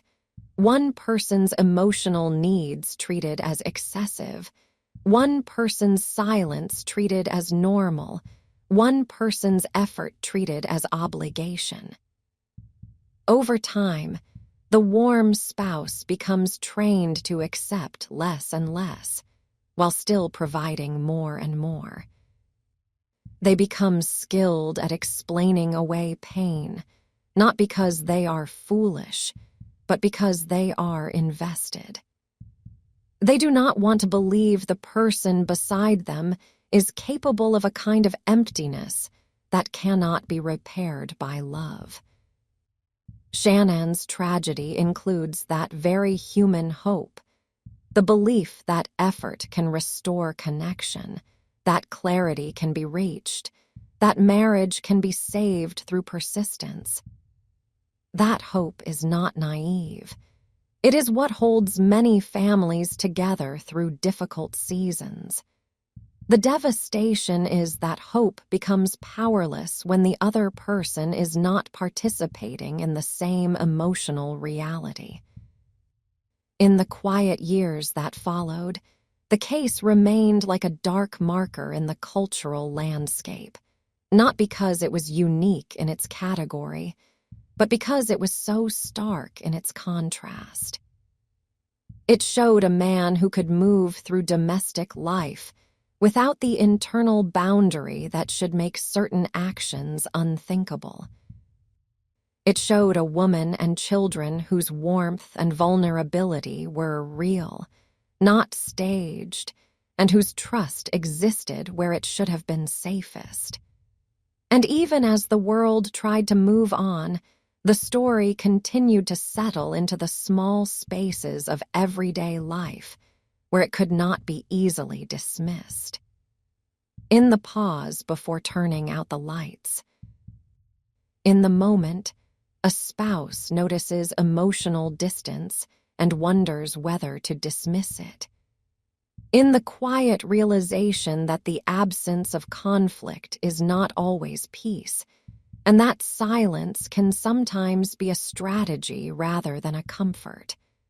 The most unsettling cases do not end with the closing of a file or the passing of time. They remain quietly as reminders that a home can look perfect in daylight and still contain a darkness that is methodical, restrained, and patient, waiting behind the facade of routine, until the routine itself becomes part of the disguise. Until the routine itself becomes part of the disguise, and the disguise becomes so familiar that people stop questioning what they are living inside. In the months that followed, the most painful work was not performed in courtrooms or on paper. It was performed in private, in the slow recalibration of minds forced to accept that a family's last day together did not end in ordinary fatigue, but in irreversible absence. Those closest to Shannon, and the girls had to learn how to breathe in a world that had been rearranged. They had to walk through grocery stores, drive familiar roads, answer casual questions from strangers, all while carrying a knowledge that did not fit into everyday conversation. Grief is often described as waves, but this kind of grief is also a landscape. It does not simply come and go. It becomes the ground itself, and everything else must be built on top of it. The smallest triggers can bring it rushing forward: a child's laugh in a public place, a certain shade of hair, the sight of a mother bending down to tie a shoe. In those moments, memory does not arrive gently. It arrives like a force, pulling the mind backward into a life that should still exist. The case continued to draw attention not only because it was tragic, but because it was legible. The outlines were clear enough for people to imagine their own homes inside it. A marriage under strain, a husband who appears steady, a wife who tries harder, children who depend on the adult's emotional weather. The scene was familiar, and because it was familiar, the outcome felt like a warning no one wanted but many could not ignore. As time passed, people returned again and again to the same question in different forms: what does danger look like when it is not loud? The answer was never found in a single dramatic detail. It lived in the slow patterning of emotional control, in the way affection can be rationed, in the way silence can be used as punishment without ever being named as such, in the way one partner can set the emotional temperature of a home simply by withdrawing warmth until everyone else adjusts to survive it. These are not criminal acts in the narrow sense. They are relational realities, and yet they create the psychological conditions in which cruelty can hide behind normalcy. When someone like Chris moves through a marriage in this way, the harm is not always visible from the outside. Many people interpret his restraint as maturity. They mistake his lack of visible emotion for self-discipline. They praise him for being calm, for not being dramatic, for keeping things together. Meanwhile, the person beside him carries the emotional cost, absorbing the instability and trying to compensate for it.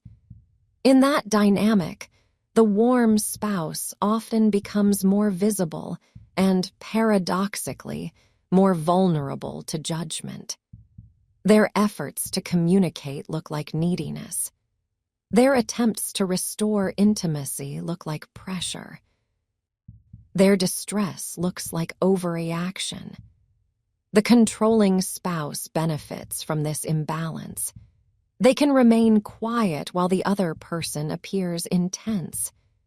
They can remain still while the other person moves.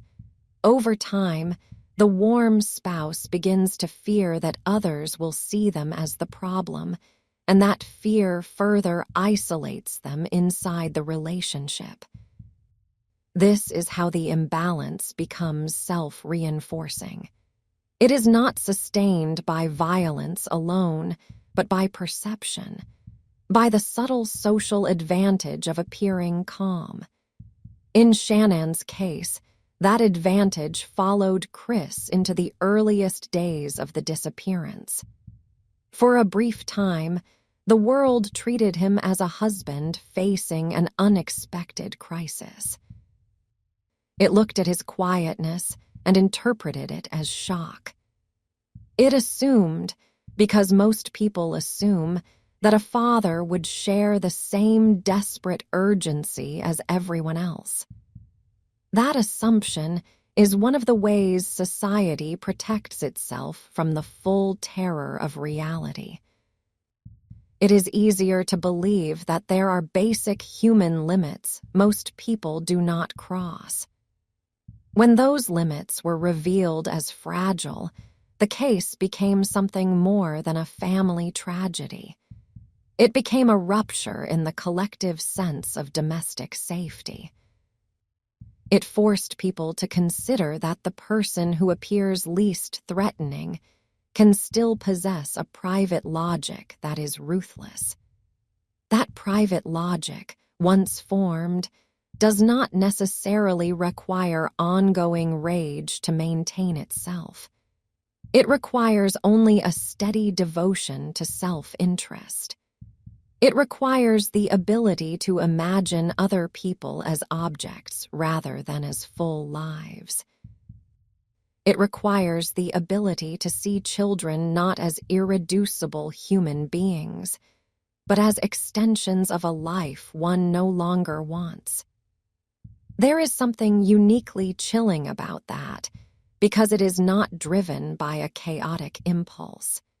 It is driven by a kind of emotional minimalism, a life narrowed down to what serves the self, with everything else treated as expendable.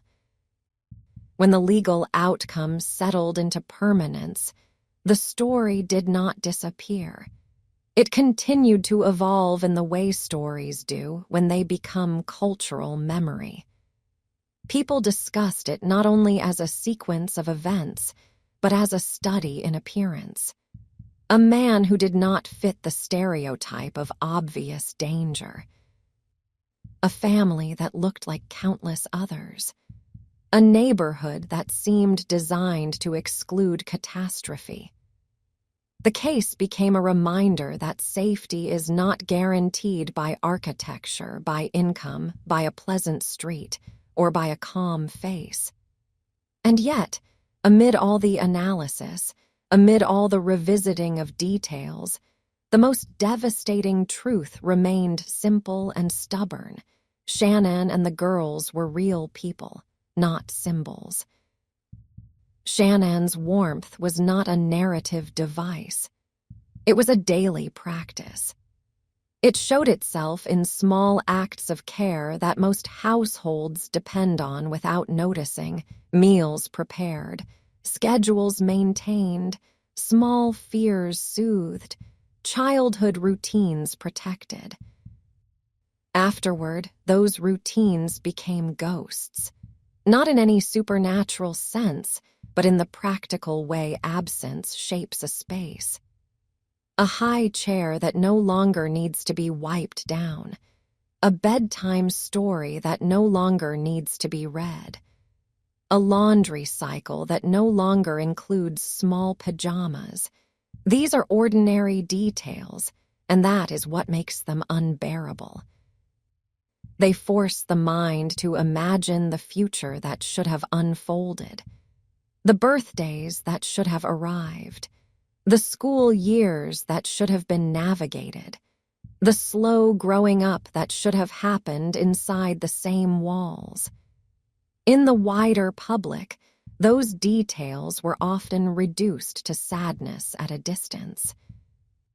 But for the people who had touched Shannon's life directly, the details were personal. They could remember her habits, her expressions, her particular way of moving through a day. They could remember the girls as more than names. They could remember the small quirks and preferences that make children unmistakably themselves. That specificity is what grief clings to. It does not cling to abstract tragedy. It clings to the vividness of a person's existence. Meanwhile, the person who had stood closest to them in daily life was now fixed in public memory as the source of the catastrophe. And that created another layer of pain, the knowledge that the threat was not external. It had been inside the home. It had shared meals. It had participated in family photographs. It had accepted love as a resource while withholding love as a human bond. This is the kind of realization that turns memory into something sharp. People begin to revisit old images and see them differently. They notice where Shannon's attention is directed, how she leans toward her children, how her face carries an effort to create brightness. They notice how Chris occupies the frame, how his presence is there without necessarily radiating outward. They see, in retrospect, the difference between a person who is emotionally investing and a person who is simply present. The case also left behind a quieter, less visible consequence. It taught many people to distrust their own longing for simple explanations. There is comfort in believing that evil announces itself. There is comfort in believing that the dangerous person will look dangerous, sound dangerous, behave dangerously in obvious ways. This case did not offer that comfort. It suggested instead that danger can be compatible with normal speech, normal posture, normal routines. It also suggested that warmth can coexist with vulnerability in ways that do not protect the warm person. Shannon's warmth did not cause the tragedy, and it did not prevent it. It simply existed as a human quality, and that quality was placed in proximity to someone capable of treating it as meaningless. That is what made the story so heavy. It did not resolve into an easy moral lesson. It did not provide a neat boundary between good and bad behaviors in the everyday sense. It offered only an unbearable contrast, a mother building a home with love, and a man moving within that home with a private agenda that grew colder over time. And even after the public attention shifted elsewhere, even after new stories replaced this one in the daily stream of catastrophe, the case remained embedded in certain quiet moments. Moments when people notice emotional distance in their own lives. Moments when a silence feels too complete. Moments when routine feels less like comfort and more like a cover. Because once a story like this enters the mind, it changes the way routine sounds. It changes the way a quiet house feels at dawn. It changes the way a driveway looks when a vehicle is backed in instead of parked the usual way. It changes the meaning of calm. And in those altered meanings, the case continues to live, not as spectacle, but as a slow, unsettling awareness that the facade of domestic normalcy can be constructed with remarkable ease, and that behind it, a person can be making decisions that no one else in the home is allowed to see. And when those decisions finally surfaced, they did not feel like the sudden birth of something new. They felt, to many people, like the revelation of something that had been there for a long time, quietly taking shape behind ordinary days. In the aftermath, What unsettled people most was how little had changed on the surface while everything underneath had been shifting. The family's life had continued to produce the familiar images of stability, school mornings, errands, small celebrations, the predictable architecture of a young household. Yet within that architecture, Chris's emotional withdrawal had been tightening the space. It was not only the absence of warmth. It was the way warmth, when offered to him, did not seem to land. It did not change him. It did not soften him. It did not bind him more closely to the lives beside him. That is the quiet danger of a relationship where one person keeps stepping forward and the other person keeps stepping back. Over time, the forward movement becomes frantic without appearing frantic. It becomes more visible, more insistent, more exhausted. Meanwhile, the backward movement becomes less noticeable because it is framed as calm. The person who is withdrawing can stand perfectly still and still be the one moving the relationship away from safety. When the case entered formal legal consequence, the setting changed, but the emotional imbalance remained. The spaces where accountability is processed are not designed to reflect grief. They are designed to contain it. They are built from hard surfaces and controlled air, with rules that tell bodies where to sit and how long to speak, as if pain can be measured and scheduled. The family of Shannon and the girls carried their loss into that environment like a weight too large for the room. Their faces and posture did not need to be interpreted. The sheer force of their presence made the absence of the victims feel tangible. Chris's presence carried something different.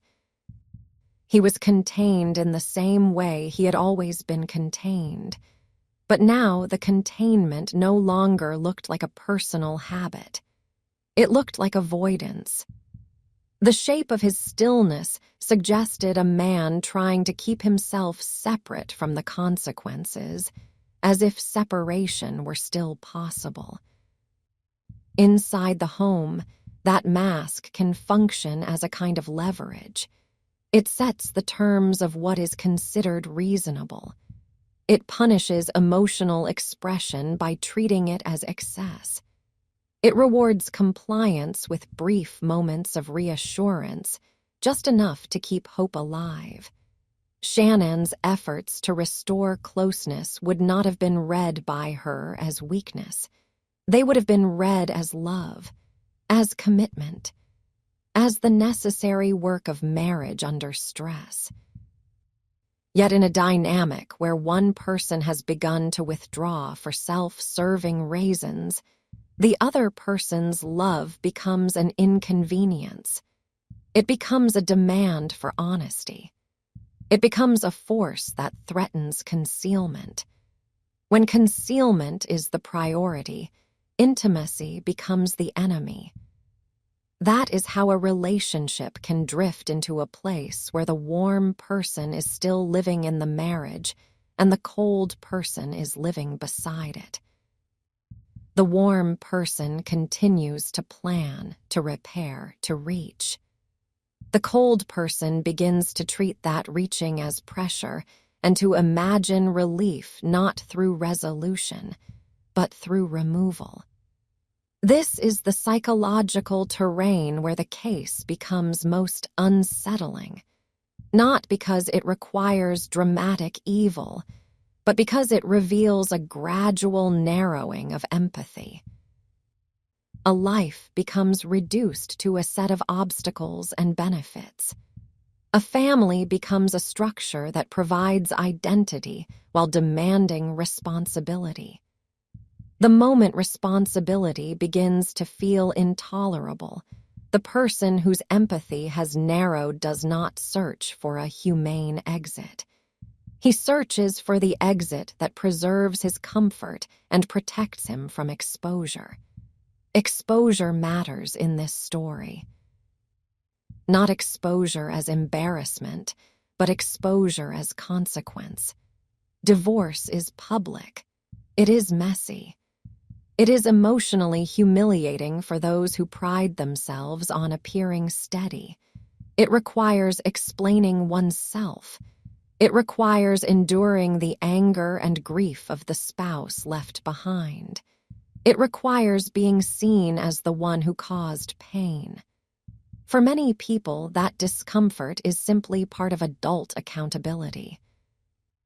For someone whose self-image depends on control and on being perceived as reasonable, it can feel unbearable. That unbearable feeling can create a dangerous kind of internal logic if the cleanest outcome is the one that avoids confrontation. Then the cleanest outcome becomes the goal.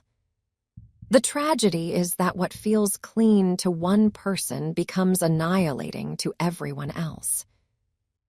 After the case, the public attention moved through predictable stages: shock, obsession, analysis, exhaustion.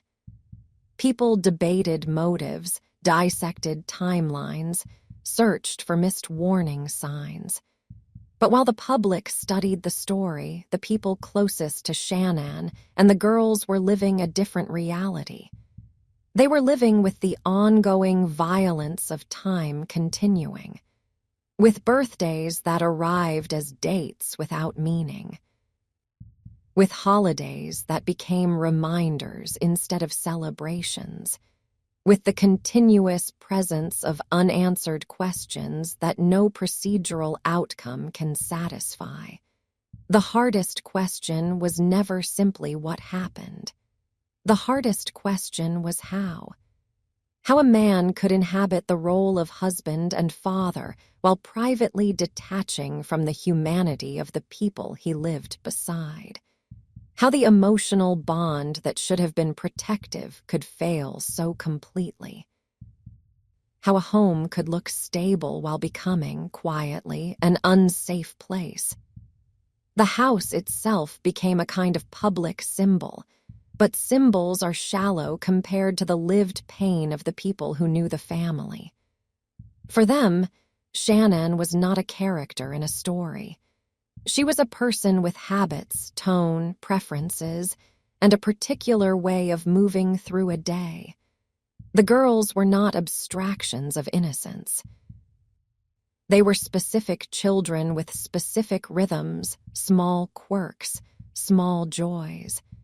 That specificity is what makes the grief persistent. It cannot be generalized into lesson or morality. It remains stubbornly personal. Even in broader culture, the case did not settle into a simple warning. It settled into discomfort. It reminded people that the domestic sphere is not automatically safe, that a tidy home can conceal emotional imbalance, that the absence of visible conflict is not proof of harmony, that silence can be a method rather than a neutral trait, that the person who appears most calm may be the person most invested in controlling the narrative. It also exposed a painful truth about warmth, that warmth, on its own, cannot guarantee safety. Warmth can sustain a family through stress. It can heal ordinary fractures. It can create resilience. But warmth cannot compensate indefinitely for a partner who has withdrawn empathy. Love cannot restore a bond that the other person no longer recognizes as binding. In the years that followed, what remained was the changed texture of ordinary life for those who had absorbed the story.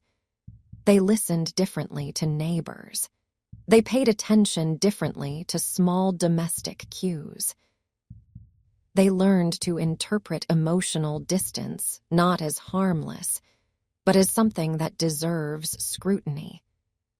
They became less willing to dismiss the quiet feeling that something is off.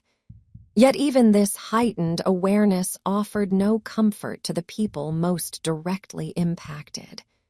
Awareness cannot travel backward. It cannot re-enter the home on that last ordinary night and change the outcome. It cannot protect Shannon's hope or preserve the girl's trust. It cannot rewrite the private logic that had already formed in the mind of the man who lived beside them. And this is where the story remains, heavy and unresolved, not in the factual sense, but in the human sense. A family can be taken from a home, and the home can remain standing. A legal process can conclude, and the grief can continue. A community can resume routine and still carry a quiet fracture in its collective sense of safety. In the early morning hours, when a neighborhood is still and a house holds silence, the world wants to believe the silence is harmless. It wants to believe a quiet home is simply sleeping. This case carved a different association into memory. That silence can also be absence, and absence can also be intentional, and intention can be hidden behind a calm face and a familiar routine. That is why the story continues to linger. Not because it offers a mystery, but because it offers a bleak clarity about what can happen when emotional coldness is allowed to masquerade as steadiness, when control is mistaken for maturity, and when a family's warmth is doing all the work of making a home feel safe while the person closest to that warmth is already preparing to live without it.